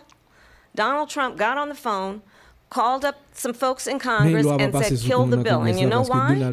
Because he preferred to run on a problem instead of fixing a problem. And understand, this comes at a time where the people of our country actually need a leader who engages in solutions, who actually addresses the problems at hand. But what we have in the former president is someone who would prefer to run on a problem instead of fixing a problem. And I'll tell you something, he's going to talk about immigration law tonight, even when it's not the subject that is being raised. And I'm going to actually do something really unusual, and I'm going to invite you to attend one of Donald Trump's rallies, because it's a really interesting thing to watch. You will see during the course of his rallies, he talks about fictional characters like Hannibal Lecter. He will talk about windmills cause cancer. And what you will also notice is that people start leaving his rallies early out of exhaustion and boredom. And I will tell you, the one thing you will not hear him talk about is you. You will not hear him talk about your needs, your dreams, and your desires. And I'll tell you, I believe you deserve a president who actually puts you first, and I pledge to you that I will. Vice President Harris, thank you. President Trump, on that point, I want to get your response. Well, I would like to respond. Let me just ask, though, why did you try to kill that bill, and successfully so? That would have put thousands of additional agents and officers on the board. First, let me respond to the rallies. She said people start leaving. People don't go to her rallies. There's no reason to go. And the people that do go, she's busing them in and paying them to be there, and then showing them in a different light. So she can't talk about that. People don't leave my rallies. We have the biggest rallies, the most incredible rallies in the history of politics. That's because people want to take their country back. Our country is being lost. We're a failing nation. And it happened 3.5 years ago. And what's going on here, you're going to end up in World War III, just to go into another subject. What they have done to our country by allowing these millions and millions of people to come into our country, and look at what's happening to the towns all over the United States. And a lot of towns don't want to talk. It's not going to be Aurora or Springfield. A lot of towns don't want to talk about it because they're so embarrassed by it. In Springfield, they're eating the dogs, the people that came in. They're eating the cats. They're eating the pets of the people that live there. And this is what's happening in the country. And it's a shame. As far as rallies are concerned, as far as the reason they go is they like what I say. They want to bring our country back. They want to make America great again. It's a very simple phrase. Make America great again. She's destroying this country. And if she becomes president, president, this country doesn't have a chance of success. Not only success, will end up being Venezuela on steroids. I just want to clarify here, you bring up Springfield, Ohio, and ABC News did reach out to the city manager there. He told us there have been no credible reports of specific claims of pets being harmed, injured, or abused by individuals. The people on television say my dog was taken and used for food. So maybe he said that, and maybe that's a good thing to say for a city manager. I'm not taking this from but television. The people I'm on taking it from television the city saying their manager. dog was eaten by the people that went there. Again, the Springfield city manager says there's no evidence of that. Vice President Harris, I'll let you respond to the rest of what you've heard. You talk about extreme. This is, I think, one of the reasons why in this election I actually have the endorsement of 200 Republicans who have formally worked with President Bush, Mitt Romney, and John McCain, including the endorsement of former Vice President Dick Cheney and Congress member Liz Cheney. And if you want to really know the inside track on who the former president is, if you didn't make it clear already, just ask people who have worked with him. His former chief of staff, a 4-star general, has said he has contempt for the Constitution of the United States. His former national security advisor has said he is dangerous and unfit. His former secretary of defense has said the nation, the republic, would never survive another Trump term. And when we listen to this kind of rhetoric, when the issues that affect the American people are not being addressed, I think the choice is clear in this election. Because when I hear that, see, I'm a different kind of a person. I fired most of those people. Not so graciously. They did bad things or a bad job. I fired them. They never fired one person. They didn't fire anybody having to do with Afghanistan and the Taliban and the 13 people who's were just killed, viciously and violently killed. And I got to know the parents and the family. They didn't fire. They should have fired all those generals, all those top people, because that was one of the most incompetently handled situations anybody has ever seen. So when somebody does a bad job, I fire him. And you take a guy like Esper, he was no good, I fired him, so he writes a book. Another one writes a book, because with me they can write books, with nobody else can they. But they have done such a poor job, and they never fire anybody. Look at the economy. Look at the inflation. They didn't fire any of their economists. They have the same people. That's a good way not to have books written about you. But just to finish, I got more votes than any Republican in history by far. In fact, I got more votes than any president, sitting president, in history by far. Let me continue on immigration. It was what you wanted to talk about earlier, so let's get back to your deportation proposal that the vice president has reacted to as well. President Trump, you call this the largest domestic deportation operation in the history of our country. You say you would use the National Guard. You say if things get out of control, you'd have no problem using the U.S. military. You've also said you would use the police. How would you deport 11 million undocumented immigrants? I know you believe that number is much higher. Take us through this. What does this look like? Will authorities be going door to door in this country? It is much higher because of them. They allowed criminals, many millions of criminals. They allowed terrorists. They allowed common street criminals. They allowed people to come in, drug dealers, to come into our country. And they're now in the United States and told by their countries like Venezuela, don't ever come back or we're going to kill you. Do you know that crime in Venezuela and crime in countries all over the world is way down? You know why? Because they've taken their criminals off the street and they've given them to her to put into our country. And this will be one of the greatest mistakes in history for them to allow. And I think they probably did it because they think they're going to get votes. But it's not worth it because they're destroying the fabric of our country by what they've done. There's never been anything done like this at all. They've destroyed the fabric of our country. Millions of people let in. And all over the world, crime is down all over the world except here. Crime here is up and through the roof. Despite their fraudulent statements that they made, crime in this country is through the roof. And we have a new form of crime. It's called migrant crime. And it's happening at levels that nobody thought possible. President Trump, as you know, the FBI says overall violent crime is actually coming down in this country. But Excuse me, the FBI they were defrauding statements. They didn't include the worst cities. They didn't include the cities with the worst crime. It was a fraud, just like their number of 818,000 jobs that they said they created turned out to be a fraud. President Trump, thank you. I'll let you respond, Vice President Harris. Well, I think this is so rich, coming from someone who has been prosecuted for national security crimes, economic crimes, election interference, has been found liable for sexual assault, and his next big court appearance is in November at his own criminal sentencing. And let's be clear where each person stands on the issue of what is important about respect for the rule of law and respect for law enforcement. The former vice president called for defunding federal law enforcement, 45,000 agents, get this, on the day after he was arraigned on 34 felony counts.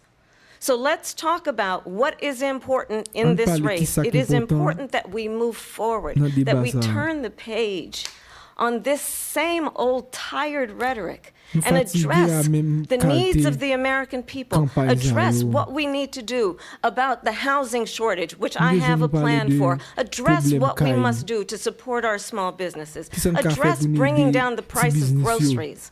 But frankly, the American people are exhausted with this same old tired playbook. Vice President Harris, thank you. Excuse me. Every one of those cases was started by them against their political opponent. And I'm winning most of them, and I will win the rest on appeal. And you saw that with the decision that came down just recently from the Supreme Court. I'm winning most of them. But those are cases, it's called weaponization. Never happened in this country. They weaponized the Justice Department. Every one of those cases was involved with the DOJ, from Atlanta and Fani Willis to the Attorney General of New York and the DA in New York. Every one of those cases.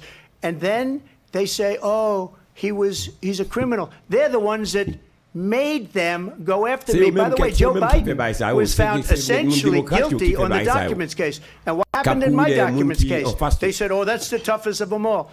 A complete and total victory. 2 months ago, it was thrown out. It's weaponization, and they used it, and it's never happened in this country. They used it to try and win an election. They're fake cases. President Trump, thank you. A really quick response here, Vice President Harris, on this notion of weaponization of the Justice Department. Well, let's talk about extreme and understand the context in which this election in 2024 is taking place. The United States Supreme Court recently ruled that the former president would essentially be immune from any misconduct if he were to enter the White House again. Understand, this is someone who has openly said he would terminate, I'm quoting, terminate the Constitution of the United States, that he would weaponize the Department of Justice against his political enemies. Someone who has openly expressed disdain for members of our military. Understand what it would mean if Donald Trump were back in the White House with no guardrails. Because certainly we know now the court won't stop him. We know J.D. Vance is not going to stop him. It's up to the American people to stop him. Thank you. Lindsay? Vice President Harris, in your last run for president. This is the one that weaponized, not me. She weaponized. I probably took a bullet to the head because of the things that they say about me. They talk about democracy. I'm a threat to democracy. They're the threat to democracy with a fake Russia investigation that went nowhere. We have a lot to get to. Lindsay? Vice President Harris, in your last run for president, you said you wanted to ban fracking. Now you don't. You wanted mandatory government buyback programs for assault weapons. Now your campaign says you don't. You supported decriminalizing border crossings. Now you're taking a harder line. I know you say that your values have not changed. So then why have so many of your policy positions changed? So my values have not changed, and I'm going to discuss every one of the, at least every point that you've made. But in particular, let's talk about fracking because we're here in Pennsylvania. I made that very clear in 2020. I will not ban fracking. I have not banned fracking as Vice President of the United States, and in fact, I was the tie-breaking vote on the Inflation Reduction Act, which opened new leases for fracking. My position is that we have got to invest in diverse sources of energy so we reduce our reliance on foreign oil. We have had the largest increase in domestic oil production in history because of an approach that recognizes that we cannot over-rely on foreign oil. As it relates to my values, let me tell you, I grew up a middle-class kid raised by a hard-working mother who worked and saved and was able to buy our first home when I was a teenager. The values I bring to the importance of home ownership, knowing not everybody got handed $400 million on a silver platter and then filed bankruptcy 6 times, is a value that I bring to my work, to say we are going to work with the private sector and home builders to increase 3 million homes, increase by 3 million homes by the end of my first term. My work that is related to having a friend when I was in high school who was sexually assaulted by her stepfather. And my focus then on protecting women and children from violent crime is based on a value that is deeply grounded in the importance of standing up for those who are most vulnerable. My work that is about protecting Social Security and Medicare is based on long-standing work that I have done, protecting seniors from scams. My values have not changed. And what is important is that there is a president who actually brings values and a perspective that is about lifting people up and not beating people down and name-calling. The true measure of the leader is the leader who actually understands the strength is not in beating people down, it's in lifting people up. I intend to be that president. President Trump, well, first of all, I wasn't given $400 million. I wish I was. My father was a Brooklyn builder, Brooklyn, Queens, and a great father, and I learned a lot from him, but I was given a fraction of that, a tiny fraction, and I built it into many, many billions of dollars, many, many billions. And when people see it, they are even surprised. So we don't have to talk about that.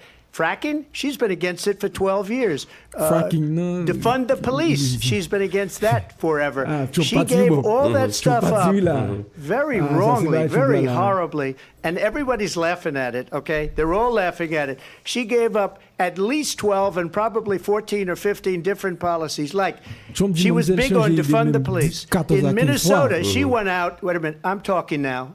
You see? If you don't mind, please. Does that sound familiar? She went out in Minnesota and wanted to let criminals that killed people, that burned down Minneapolis, she went out and raised money to get them out of jail. She did things that nobody would ever think of. Now she wants to do transgender operations on illegal aliens that are in prison. This is a radical left liberal that would do this. She wants to confiscate your guns, and she will never allow fracking in Pennsylvania. If she won the election, fracking in Pennsylvania will end on day one. Just to finish, one thing so important in my opinion. So I got the oil business going like nobody has ever done before.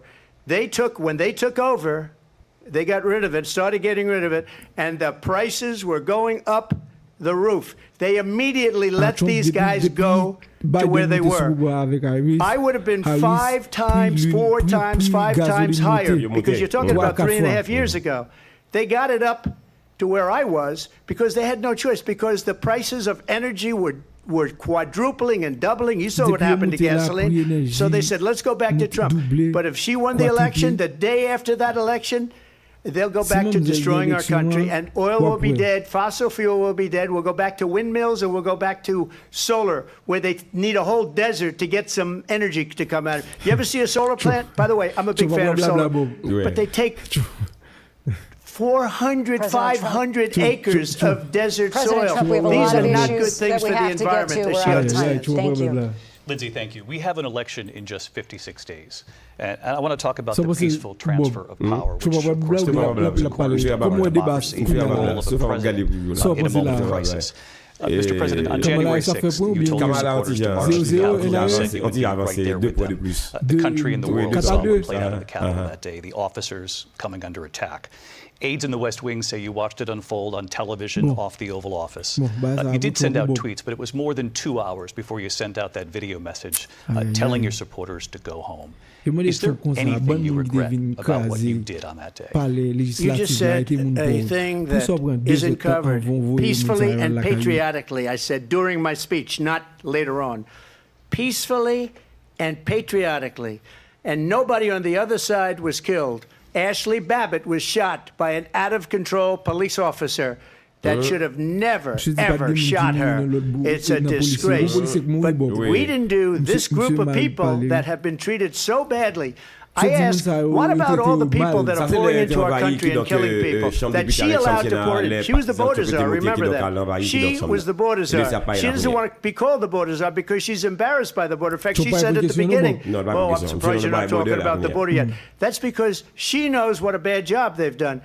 What about those people? What are they going to be prosecuted? When are these people from countries all over the world, not just South America, they're coming in from all over the world, David, all over the world, and crime rates are down all over the world because of it. But when are those people going to be prosecuted? When are the people that burned down Minneapolis going to be prosecuted? Or in Seattle, they went into Seattle, they took over a big percentage of the city of Seattle. When are those people going to be prosecuted? But let me just ask you. You might ask a question. You were the president. You were watching it unfold on television. It's a very simple question as we move forward towards Is there anything you regret about what you did on that day? Yes, I had nothing to do with that other than they asked me to make a speech. I showed up for a speech. I said, I think it's going to be big. I went to Nancy Pelosi and the mayor of Washington, D.C., and the mayor put it back in writing, as you know. I said, you know, this is going to be a very big rally or whatever you want to call it. And again, it wasn't done by me. It was done by others. I said, I'd like to give you 10,000 National Guard or soldiers. They rejected me. Nancy Pelosi rejected me. It was just 2 weeks ago. Her daughter has a tape of her saying she is fully responsible for what happened. They want to get rid of that tape. It would have never happened if Nancy Pelosi and the mayor of Washington did their jobs. I wasn't responsible for security. Nancy Pelosi was responsible. She didn't do her job. The question was about you as president, not about former Speaker Pelosi. But I do want Vice President Harris to respond here. I was at the Capitol on January 6th. I was the vice president-elect. I was also an acting senator. I was there. And on that day, the President of the United States incited a violent mob to attack our nation's capital, to desecrate our nation's capital. On that day, 140 law enforcement officers were injured, and some died. And understand, the former president has been indicted and impeached for exactly that reason. But this is not an isolated situation. Let's remember Charlottesville, where there was a mob of people carrying tiki torches, spewing anti-Semitic hate. And what did the president then at the time say? There were fine people on each side. Let's remember that when it came to the Proud Boys, a militia, the president said, the former president said, stand back and stand by. So for everyone watching who remembers what January 6th was, I say, we don't have to go back. Let's not go back. We're not going back. It's time to turn the page. And if that was a bridge too far for you, well, there is a place in our campaign for you to stand for country, to stand for our democracy, to stand for rule of law, and to end the chaos, and to end the approach that is about attacking the foundations of our democracy because you don't like the outcome. And be clear on that point. Donald Trump, the candidate, has said in this election there will be a bloodbath. If this and the outcome of this election is not to his liking, let's turn the page on this. Let's not go back. Let's chart a course for the future and not go backwards to the past. Let me just follow up here. It was a different term, and it was a term that related to energy because they have destroyed our energy business. That was where bloodbath was. Also, on Charlottesville, that story has been, as you would say, debunked. Laura Ingraham, Sean Hannity, Jesse, all of these people, they covered it. If they go an extra sentence, they will see it was perfect. It was debunked in almost every newspaper, but they still bring it up, just like they bring 2025 up. They bring all of this stuff up. I ask you this. You talk about the Capitol. Why are we allowing these millions of people to come through on the southern border. How come she's not doing anything? And I'll tell you what I would do, and I would be very proud to do it. I would say we would both leave this debate right now. I'd like to see her go down to Washington, D.C. during this debate, but wasting a lot of time. Go down to, because she's been so bad, it's so ridiculous. Go down to Washington, D.C. and let her sign a bill to close up the border, because they have the right to do it. They don't need bills. They have the right to do it. The President of the United States, you'll get him out of bed, you'll wake him up at 4 o'clock in the afternoon, you'll say, come on down to the office, let's sign a bill. If he signs a bill that the border is closed, all he has to do is say it to the Border Patrol, who are phenomenal. If they do that, the border is closed. Those people are killing many people, unlike J6. We talked immigration here tonight. I do want to focus on this next issue, both of you, because it really brings us this into focus, truth in these times that we're living in. Mr. President, for 3.5 years after you lost the 2020 election, you repeatedly falsely claimed that you won, many times saying you won in a landslide. In the past couple of weeks leading up to this debate, you have said, quote, you lost by a whisker, that you, quote, didn't quite make it, that you came up a little bit short. I said that? Are you now acknowledging that you lost in 2020? No, I said that sarcastically. You know that. It was said, oh, we lost by a whisker. That was said sarcastically. Look, there's so much proof. All you have to do is look at it. And they should have sent it back to the legislatures for approval. I got almost 75 million votes, the most votes any sitting president has ever gotten. I was told if I got 63, which was what I got in 2016, you can't be beaten. The election, people should never be thinking about an election as fraudulent. We need two things. We need walls, and we have to have it. We have to have borders, and we have to have good elections. Our elections are bad. And a lot of these illegal immigrants coming in, they're trying to get them to vote. They can't even speak English. They don't even know what country they're in practically. That's not true. And these people are trying to get them to vote. And that's why they're allowing them to come into our country. I did watch all of these pieces of video. I didn't detect the sarcasm, lost by a whisker, we didn't quite make it. And we should just point out here as clarification, and you know this, you and your allies, 60 cases in front of many judges, many of them Republican. No judge looked at it. And said they there was said no we didn't have widespread standing. That's the other thing. They said we didn't have standing, a technicality. Can you imagine a system where a person in an election doesn't have standing? The President of the United States doesn't have standing. That's how we lost. If you look at the facts, and I'd love to have you'll do a special on it. I'll show you Georgia, and I'll show you Wisconsin, and I'll show you Pennsylvania, and I'll show you. We have so many facts and statistics, but you know what? That doesn't matter, because we have to solve the problem that we have right now. That's old news. And the problem that we have right now is we have a nation in decline, and they have put it into decline. We have a nation that is dying, David. Mr. President, thank you. Vice President Harris, you heard the president there tonight. He said he didn't say that he lost by a whisker. So he still believes he did not lose the election that was won by Biden and yourself. But I do want to ask you about something that's come up in the last couple of days. This was a post from President Trump about this upcoming election just weeks away. He said, when I win, those people who cheated, and then he lists donors, voters, election officials, he says will be prosecuted to the fullest extent of the law, which will include long-term prison sentences. One of your campaign's top lawyers responded saying, we won't let Donald Trump intimidate us. We won't let him suppress the vote. Is that what you believe? Donald Trump was fired by 81 million people. Donald Trump so let's be clear about that. And clearly he is having a very difficult time processing that. But we cannot afford to have a president of the United States who attempts, as he did in the past, to upend the will of the voters in a free and fair election. And I'm going to tell you that I have traveled the world as Vice President of the United States, and world leaders are laughing at Donald Trump. I have talked with military leaders, some of whom worked with you, and they say you're a disgrace.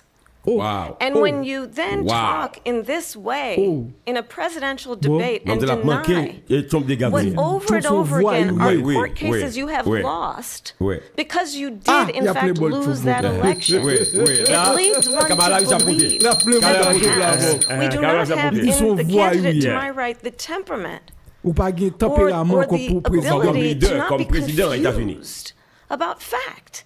That's deeply troubling, and the American people deserve better. I'll give you 1 minute. Let me just say about world leaders. Viktor Orban, one of the most respected men, they call him a strong man. He's a tough person, smart. Prime Minister of Hungary. They said, why is the whole world blowing up? 3 years ago it wasn't. Why is it blowing up? He said, because you need Trump back as president. They were afraid of him. China was afraid, and I don't like to use the word afraid, but I'm just quoting him. China was afraid of him.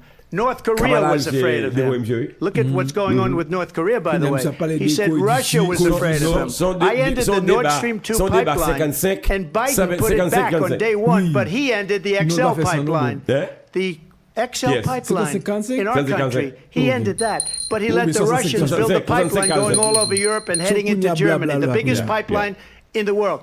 Look, Viktor Orban said it. He said the most respected, most feared person is Donald Trump. We had no problems when Trump was president. But when this weak, pathetic man you saw at a debate just a few months ago, that if he weren't in that debate, he'd be running instead of her. She got no votes. He got 14 million votes. What you did, you talk about a threat to democracy. He got 14 million votes, and they threw him out of office. And you know what? I'll give you a little secret. He hates her. He can't stand her. But he got 14 million votes. They threw him out. She got 0 votes. And when she ran, she was the first one to leave because she failed. And now she's running. I don't understand it, but I'm okay with it because I think we're going to do very well. Turning now to the Israel-Hamas war and the hostages who are still being held, Americans among them. Vice President Harris, in December, you said, quote, Israel has a right to defend itself, but you added, quote, it matters how, saying international humanitarian law must be respected. Israel must do more to protect innocent civilians. You said that 9 months ago. Now an estimated 40,000 Palestinians are dead. Nearly 100 hostages remain. Just last week, Prime Minister Benjamin Netanyahu said there's not a deal in the making. President Biden has not been able to break through the stalemate. How would you do it? Well, let's understand how we got here. On October 7, Hamas, a terrorist organization, slaughtered 1,200 Israelis. Many of them young people who were simply attending a concert. Women were horribly raped. And so absolutely, I said then, I say now, Israel has a right to defend itself. We would. And how it does so matters. Because it is also true, far too many innocent Palestinians have been killed. Children, mothers. What we know is that this war must end. It must end immediately, and the way it will end is we need a ceasefire deal and we need the hostages out. And so we will continue to work around the clock on that. Work around the clock, also understanding that we must chart a course for a two-state solution. And in that solution, there must be security for the Israeli people and Israel, and an equal measure for the Palestinians. But the one thing I will assure you always, I will always give Israel the ability to defend itself, in particular as it relates to Iran and any threat that Iran and its proxies pose to Israel. But we must have a two-state solution where we can rebuild Gaza, where the Palestinians have security, self-determination, and the dignity they so rightly deserve. President Trump, how would you negotiate with Netanyahu and also Hamas in order to get the hostages out and prevent the killing of more innocent civilians in Gaza? If I were president, it would have never started. If I were president, Russia would have never, ever, I know Putin very well, it would have never, and there was no threat of it either, by the way, for 4 years, have gone into Ukraine and killed millions of people when you add it up, far worse than people understand what's going on over there. But when she mentions about Israel, all of a sudden, she hates Israel. She wouldn't even meet with Netanyahu when he went to Congress to make a very important speech. She refused to be there because she was at a sorority party of hers. She wanted to go to the sorority party. She hates Israel. If she's president, I believe that Israel will not exist within 2 years from now. And I've been pretty good at predictions, and I hope I'm wrong about that one. She hates Israel. At the same time, in her own way, she hates the Arab population because the whole place is going to get blown up. Arabs, Jewish people, Israel will be gone. It would have never happened. Iran was broke under Donald Trump. Now Iran has $300 billion because they took off all the sanctions that I had. Iran had no money for Hamas or Hezbollah or any of the 28 different spheres of terror. And they are spheres of terror, horrible terror. They had no money. It was a big story, and you know it. You covered it very well, actually. They had no money for terror. They were broke. Now they're a rich nation, and now what they're doing is they're spreading that money around. Look at what's happening with the Houthis and Yemen. Look at what's going on in the Middle East. This would have never happened. I will get that settled and fast, and I'll get the war with Ukraine and Russia ended. If I'm president-elect, I'll get it done before even becoming president. Vice President Harris, he says you hate Israel. That's absolutely not true. I have my entire career and life supported Israel and the Israeli people. He knows that. He's trying to, again, divide and distract from the reality, which is it is very well known that Donald Trump is weak and wrong on national security and foreign policy. It is well known that he admires dictators, wants to be a dictator on day one, according to himself. It is well known that he said of Putin that he can do whatever the hell he wants and go into Ukraine. It is well known that he said when Russia went into Ukraine, it was brilliant.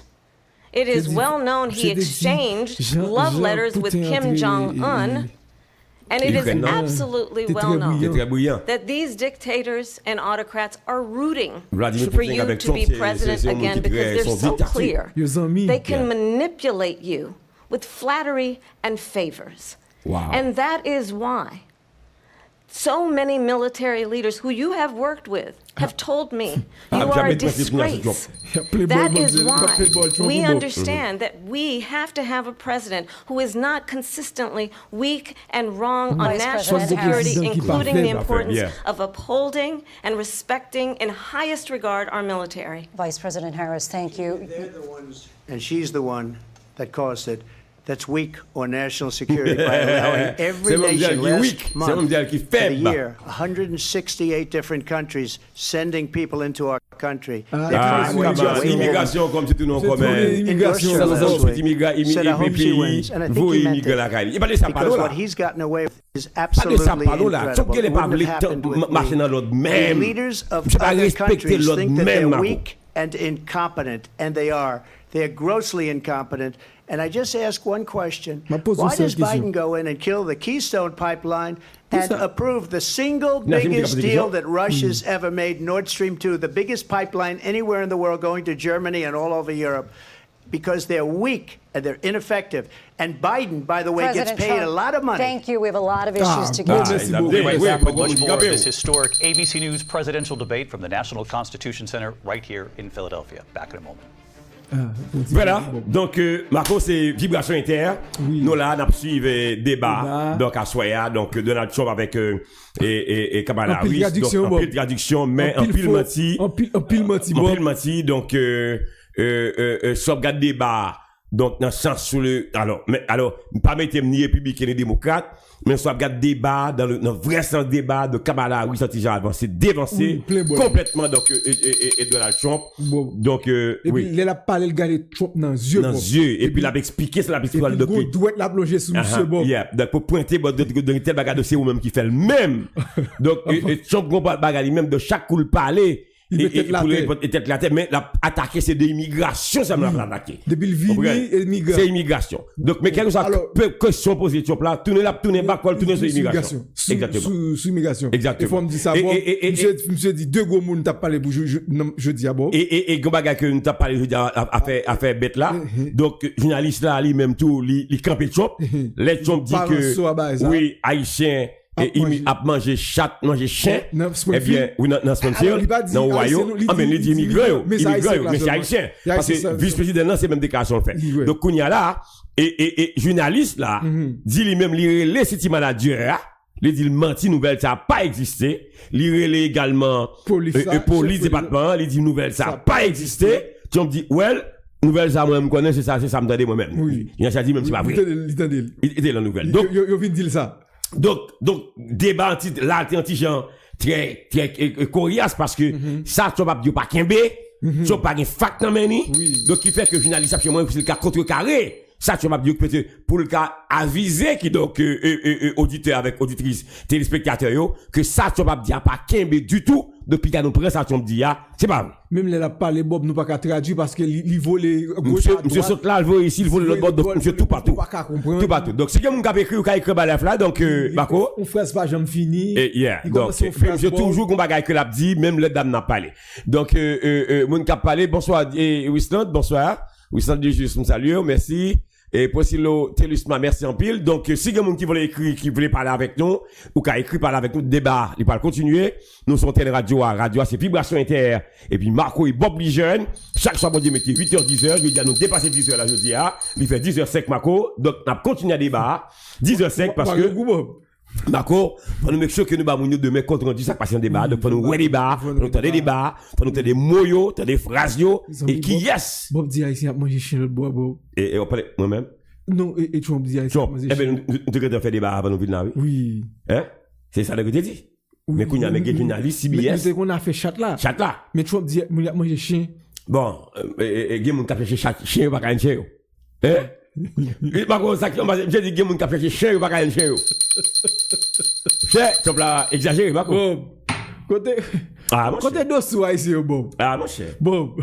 Côté dossou nous, eh ben, c'est yo, mon cher. Eh ben, c'est yo. Je dis, mon cherche chercher chien, pas qu'un yo. Immigré, on mange chien. Marco. Là, c'est d'immigré, Bob. Ça, c'est l'envie de dire. Le journaliste là dit, monsieur. Côté, j'ai ça. Qui mange une nouvelle? Je dis, well. Ça me donne. Il y a un là, capitaine, qui cherche chien, pas qu'un chien. Monsieur! Allô, vagabond, monsieur! Allô, vagabond, monsieur! Bon, débat continue, restez là avec nous. Sortez la radio, donc, si il y a des gens qui fait brocher. Faut d'abord qu'on le bob avant. N'a pas rappel? Eh bien, quel que soit à côté nous, là, donc, si il y a des gens qui veulent relève, c'est 41 5908, c'est 41 5908, pour nous capter relève courir là. On t'a mis pour un rappel avant que le débat fini. Et pour me parler avec auditeurs, quel soit côté hier en Haïti, ou Chicago, ou Brésil, ou Chili, Costa Rica, ou Jacksonville, ou Orlando, ou Western Beach, côté hier, si vous voulez relève 541 5908, n'a suivi débat, mais Marco, soit regardé débat, soit petit débat. Ah, tu peux dire, bon. C'est mal à Louis Kembe, tu là, deux côtés là, il saccage, tu vois. J'ai doué dans figure, monsieur Bob. Et puis, Kamala, il dit, tu ouais bagaille et un sujet qui est fait dans Capitole là bah ça pas parler de encore oui sont voyous ils sont voyous pas parler de ça encore on quitte ça de oui on quitte ça c'est du passé ils sont voyous quitte bagaille ça mademoiselle bon j'ai regardé trop non j'ai comme s'il t'a foutu le ça donc c'est une femme ou de l'argent bon mon président et Trump dit il te parle avec un petit peu le style il te parle avec Paris ville Washington non Washington DC. Et puis Kamala dit, as a president? ABC News presidential debate tonight. We're going to continue here, and I want to turn to the war in Ukraine. We're now 2.5 years into this conflict. Mr. President, it has been the position of the Biden administration that we must defend Ukraine from Russia, from Vladimir Putin, to defend their sovereignty, their democracy, that it's in America's best interest to do so, arguing that if Putin wins, he may be emboldened to move even further into other countries. You have said you would solve this war in 24 hours. You said so just before the break tonight. How exactly would you do that? And I want to ask you a very simple question tonight. Do you want Ukraine to win this war? I want the war to stop. I want to save lives that are being uselessly, people being killed by the millions. It's the millions. It's so much worse than the numbers that you're getting, which are fake numbers. Look, we're in for 250 billion or more. Because they don't ask Europe, which is a much bigger beneficiary to getting this thing done than we are. They're in for $150 billion less because Biden and you don't have the courage to ask Europe, like I did with NATO. They paid billions and billions, hundreds of billions of dollars when I said, either you pay up or we're not going to protect you anymore. So that's maybe one of the reasons they don't like me as much as they like weak people. But you take a look at what's happening. We're in for 250 to 275 billion. They're into 100 to 150. They should be forced to equalize. With that being said, I want to get the war settled. I know Zelensky very well, and I know Putin very well. I have a good relationship, and they respect your president, okay? They respect me. They don't respect Biden. How would you respect him? Why? For what reason? He hasn't even made a phone call in 2 years to Putin. Hasn't spoken to anybody. They don't even try and get it. That is a war that's dying to be settled. I will get it settled before I even become president. If I win, when I'm president-elect, and what I'll do is I'll speak to one, I'll speak to the other, I'll get them together. That war would have never happened. And in fact, when I saw Putin after I left, unfortunately left because our country has gone to hell. But after I left, when I saw him building up soldiers, he did it after I left, I said, oh, he must be negotiating. It must be a good, strong point of negotiation. Well, it wasn't, because Biden had no idea how to talk to him. He had no idea how to stop it. And now you have millions of people dead, and it's only getting worse, and it could lead to World War III. Don't kid yourself, David. We're playing with World War III, and we have a president that we don't even know if he's... Where is our president? We don't even know if he's a president. And just to clarify they threw him out of a campaign like a dog. We don't even know. Is he our president? But we have a president that doesn't know he's alive. Your time is up. Just to clarify in the question, do you believe it's in the U.S. best interest for Ukraine to win this war? Yes or no? I think it's the U.S. best interest to get this war finished and just get it done. Negotiate a deal, because we have to stop all of these human lives from being destroyed. I want to take this to Vice President Harris. I want to get your thoughts on support for Ukraine in this moment, but also as Commander-in-Chief, if elected, how would you deal with Vladimir Putin, and would it be any different from what we're seeing from President Biden? Well, first of all, it's important to remind the former president you're not running against Joe Biden, you're running against me. I believe the reason that Donald Trump says that this war would be over within 24 hours is because he would just give it up. And that's not who we are as Americans. Let's understand what happened. I actually met with Zelensky a few days before Russia invaded, tried through force to change territorial boundaries, to defy one of the most important international rules and norms, which is the importance of sovereignty and territorial integrity. And I met with President Zelensky. I shared with him American intelligence about how he could defend himself. Days later, I went to NATO's eastern flank, to Poland and Romania. And through the work that I and others did, we brought 50 countries together to support Ukraine in its righteous defense. And because of our support, because of the air defense, the ammunition, the artillery, the javelins, the Abrams tanks that we have provided, Ukraine stands as an independent and free country. If Donald Trump were president, Putin would be sitting in Kyiv right now. And understand what that would mean, because Putin's agenda is not just about Ukraine. Understand why the European allies and our NATO allies are so thankful that you are no longer president, and that we understand the importance of the greatest military alliance the world has ever known, which is NATO, and what we have done to preserve the ability of Zelensky and the Ukrainians to fight for their independence. Otherwise, Putin would be sitting in Kyiv with his eyes on the rest of Europe, starting with Poland. And why don't you tell the 800,000 Polish Americans right here in Pennsylvania how quickly you would give up for the sake of favor and what you think is a friendship with what is known to be a dictator who would eat you for lunch. Vice President Harris, thank you. We've heard from both of you on Ukraine tonight. Afghanistan came up in the last hour. I wanted her to respond to something you said earlier, and I'll give you a minute here. Putin would be sitting in Moscow, and he wouldn't have lost 300,000 men and women, but he would have been sitting in Moscow. Quiet, please. He would have been sitting in Moscow, much happier than he is right now. But eventually, you know, he's got a thing that other people don't have. He's got nuclear weapons. They don't ever talk about that. He's got nuclear weapons. Nobody ever thinks about that. And eventually, maybe he'll use them, and maybe he hasn't been that threatening, but he does have that. Something we don't even like to talk about. Nobody likes to talk about it. But just so you understand, they sent her to negotiate peace before this war started. 3 days later, he went in and he started the war because everything they said was weak and stupid. They said the wrong things. That war should have never started. She was the emissary. They sent her in to negotiate with Zelensky and Putin, and she did. And the war started 3 days later. And that's the kind of talent we have with her. She's worse than Biden. In my opinion, I think he's the worst president in the history of our country. She goes down as the worst vice president in the history of our country. But let me tell you something. She is a horrible negotiator. They sent her in to negotiate. As soon as they left, Putin did the invasion. President Trump, thank you. You did bring up something. You said she went to negotiate with Vladimir Putin. Vice President Harris, have you ever met Vladimir Putin? Can you clarify tonight? Yet again, I said it at the beginning of this debate, you're going to hear a bunch of lies coming from this fellow. And that is another one. When I went to meet with President Zelensky, I've now met with him over 5 times. The reality is it has been about standing as America always should, as a leader upholding international rules and norms, as a leader who shows strength, understanding that the alliances we have around the world are dependent on our ability to look out for our friends and not favor our enemies because you adore strong men instead of caring about democracy.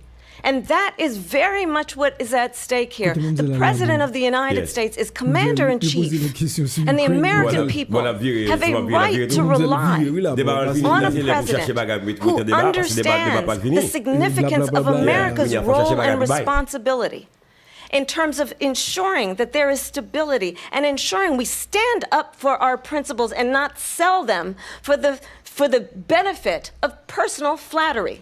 We've talked about Ukraine and Vladimir Putin. I do want to talk about Afghanistan. It came up in the first hour of this debate. I want to move on to Afghanistan. Said Trump did the most amazing thing I've ever seen. He got these countries, the 28 countries at the time, to pay up. He said, I've never seen. He's the head of NATO. He said, I've never seen. For years, we were paying almost all of NATO. We were being ripped off by European nations, both on trade and on NATO.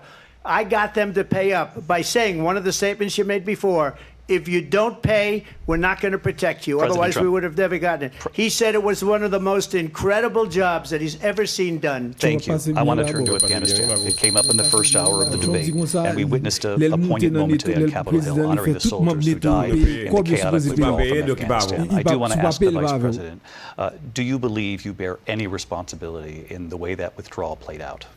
Well, I will tell you, I agreed with President Biden's decision to pull out of Afghanistan. 4 presidents said they would, and Joe Biden did. And as a result, America's taxpayers are not paying the $300 million a day. We were paying for that endless war. And as of today, there is not one member of the United States military who is in active duty in a combat zone in any war zone around the world, the first time this century. But let's understand how we got to where we are. Donald Trump, when he was president, negotiated one of the weakest deals you can imagine. He calls himself a deal maker. Even his national security advisor said it was a weak, terrible deal. And here's how it went down. He bypassed the Afghan government. He negotiated directly with a terrorist organization called the Taliban. The negotiation involved the Taliban getting 5,000 Taliban terrorists released. And get this, and the president at the time invited the Taliban to Camp David, a place of storied significance for us as Americans, a place where we honor the importance of American diplomacy, where we invite and receive respected world leaders. And this former president, as president, invited them to Camp David because he does not, again, appreciate the role and responsibility of the President of the United States to be Commander-in-Chief with a level of respect. And this gets back to the point of how he has consistently disparaged and demeaned members of our military, fallen soldiers, and the work that we must do to uphold the strength and the respect of the United States of America around the world. Vice President Harris, thank you. President Trump, your response to her saying that you began the negotiations with the Taliban. So if you take a look at that period of time, the Taliban was killing our soldiers, a lot of them, with snipers. And I got involved with the Taliban because the Taliban was doing the killing. That's the fighting force within Afghanistan. They don't bother doing that because, you know, they deal with the wrong people all the time. But I got involved. And Abdul is the head of the Taliban. He is still the head of the Taliban. And I told Abdul, don't do it anymore. You do it anymore, you're going to have problems. And he said, why do you send me a picture of my house? I said, you're going to have to figure that out, Abdul. And for 18 months, we had nobody killed. We did have an agreement negotiated by Mike Pompeo. It was a very good agreement. The reason it was good, it was we were getting out. We would have been out faster than them, but we wouldn't have lost the soldiers. We wouldn't have left many Americans behind, and we wouldn't have left $85 billion worth of brand new, beautiful military equipment behind. And just to finish, they blew it. The agreement said you have to do this, and they didn't do it. They didn't do it. The agreement was terminated by us because they didn't do what they were supposed to do. And these people did the worst withdrawal and, in my opinion, the most embarrassing moment in the history of our country. And by the way, that's why Russia attacked Ukraine, because they saw how incompetent she and her boss are. President Trump, thank you. I want to move on now to race and politics in this country. Mr. President, you recently said of Vice President Harris, quote, I didn't know she was black until a number of years ago when she happened to turn black, and now she wants to be known as black. I want to ask a bigger picture question here tonight. Why do you believe it's appropriate to weigh in on the racial identity of your opponent? I don't, and I don't care. I don't care what she is. I don't care. You make a big deal out of something. I couldn't care less. Whatever she wants to be is okay with me. But those were your words, so I'm asking. I don't know. I mean, all I can say is I read where she was not black, that she put out, and I'll say that. And then I read that she was black, and that's okay. Either one was okay with me. That's up to her. That's up to her. Vice President Harris, your thoughts on this? I think it's, I mean, honestly, I think it's a tragedy that we have someone who wants to be president who has consistently, over the course of his career, attempted to use race to divide the American people. You know, I do believe that the vast majority of us know that we have so much more in common than what separates us, and we don't want this kind of approach that is just constantly trying to divide us, and especially by race. And let's remember how Donald Trump started. He was land, he owned buildings, and he was investigated because he refused to rent property to black families. Let's remember, this is the same individual who took out a full-page ad in the New York Times calling for the execution of 5 young black and Latino boys who were innocent, the Central Park 5. Took out a full-page ad calling for their execution. This is the same individual who spread birther lies about the first black president of the United States. And I think the American people want better than that. Want better than this. Want someone who understands, as I do, I travel our country. We see in each other a friend. We see in each other a neighbor. We don't want a leader who is constantly trying to have Americans point their fingers at each other. I meet with people all the time who tell me, can we please just have discourse about how we're going to invest in the aspirations and the ambitions and the dreams of the American people? Knowing that regardless of people's color or the language their grandmother speaks, we all have the same dreams and aspirations and want a president who invests in those, not in hate and division. President Trump, this is now your 3rd time. This is the most divisive presidency in the history of our country. There's never been anything like it. They're destroying our country. They come up with things like what she just said, going back many, many years, when a lot of people, including Mayor Bloomberg, agreed with me on the Central Park 5. They admitted, they said, they pled guilty. And I said, well, if they pled guilty, they badly hurt a person, killed a person ultimately. And if they pled guilty, then they pled, we're not guilty. But this is a person that has to stretch back years, 40, 50 years ago, because there's nothing now. I built one of the greatest economies in the history of the world, and I'm going to build it again. It's going to be bigger, better, and stronger. But they're destroying our economy. They have no idea what a good economy is. Their oil policies, every single policy. And remember this, she is Biden. You know, she's trying to get away from Biden. I don't know the gentleman, she says. She is Biden. The worst inflation we've ever had, a horrible economy because inflation has made it so bad, and she can't get away with that. Thank you. Your time is up, Lindsay. I want to just respond briefly. Clearly, I am not Joe Biden, and I am certainly not Donald Trump. And what I do offer is a new generation of leadership for our country. One who believes in what is possible, one who brings a sense of optimism about what we can do instead of always disparaging the American people. I believe in what we can do to strengthen our small businesses, which is why I have a plan. Let's talk about our plans and let's compare the plans. I have a plan to give startup businesses $50,000 tax deduction to pursue their ambitions, their innovation, their ideas, their hard work. I have a plan, $6,000 for young families for the first year of your child's life to help you in that most critical stage of your child's development. I have a plan that is about allowing people to be able to pursue what has been fleeting in terms of the American dream by offering a help with down payment of $25,000 down payment assistance for first-time home buyers. That's the kind of conversation I believe, David, that people really want tonight, as opposed to a conversation that is constantly about belittling and name-calling. Let's turn the page. Passez de 26 minutes sur Télé Radio 1. Radio c'est Vibration Inter. Non, pas c'est Bob et Marco. Nous attendons enfin un débat entre Kamala Harris, puisque c'est presque la fin. Merci à tout le monde. Merci avec Madame Vessiller, Madame Ignace, merci. Télisma, merci. Madame Dorvilus, merci. Merci à tout le monde qui était avec nous pendant tout de suite ça. 8h10.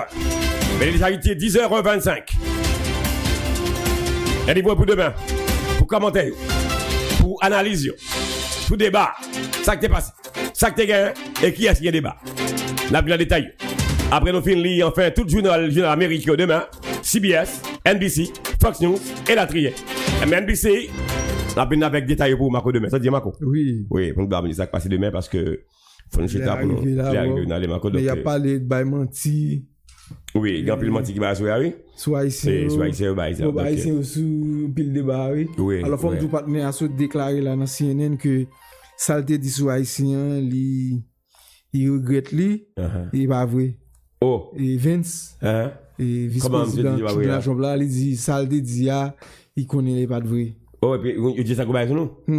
Juste là, qu'on dit bah sur nous. Ok. Mais soit haïtien, le devait la gueule. Yeah, soit haïtien. Oui, haïtien qui. Oui, c'est haïtien qui a pris notre bois, il parle de nation qui a pris notre bois. Oui, c'est haïtien qui vient toute bagarre, c'est haïtien, bon. Ouais.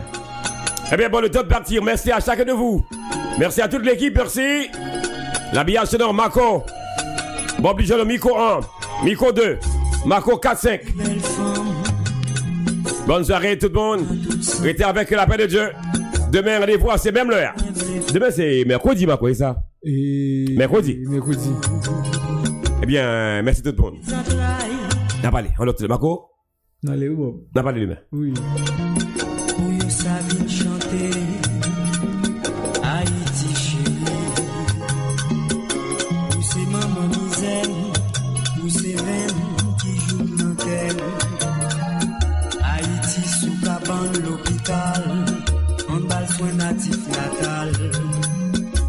On sa petite centraille, va chercher chimène la caille. Où yo sa vin chanter ensemble, Haïti chérie.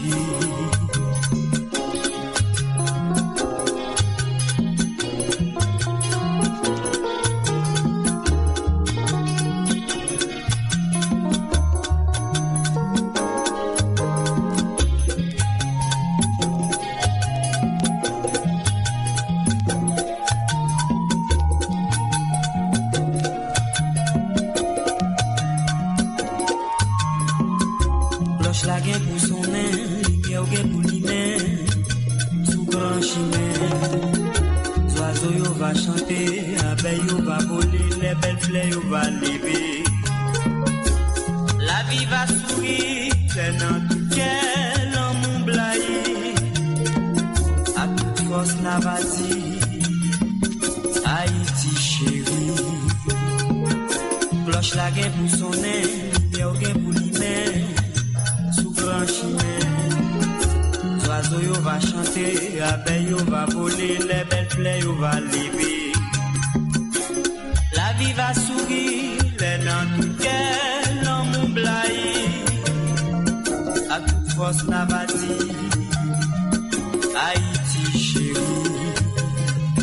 La la la la la la la la la la la la la. Oh Haïti, moi même chérie.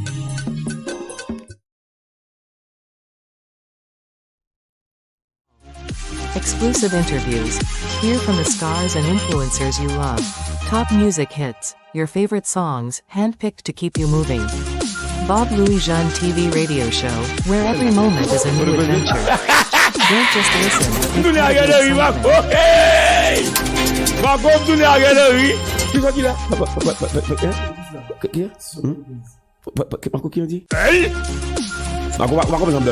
Get ready for the ultimate entertainment experience. The Bob Louis Jean TV radio show is here to light up your evenings and weekends. Monday through Friday. Join us from 8 p.m. to 10 p.m. for 2 hours of non-stop excitement. Dive into the latest news, enjoy exclusive interviews with your favorite celebrities, and groove to the hottest tracks. Saturday special. Tune in at 2 p.m. for a weekend treat. Whether you're relaxing at home or out and about, Bob Louis Jean has got you covered with the best in entertainment. Why you can't miss it? Engaging discussions. From trending topics to deep dives, we've got it all. Exclusive interviews. Hear from the stars and influencers you love. Top music hits. Your favorite songs, handpicked to keep you moving. Bob Louis Jean TV radio show, where every moment is a new adventure. Don't just listen.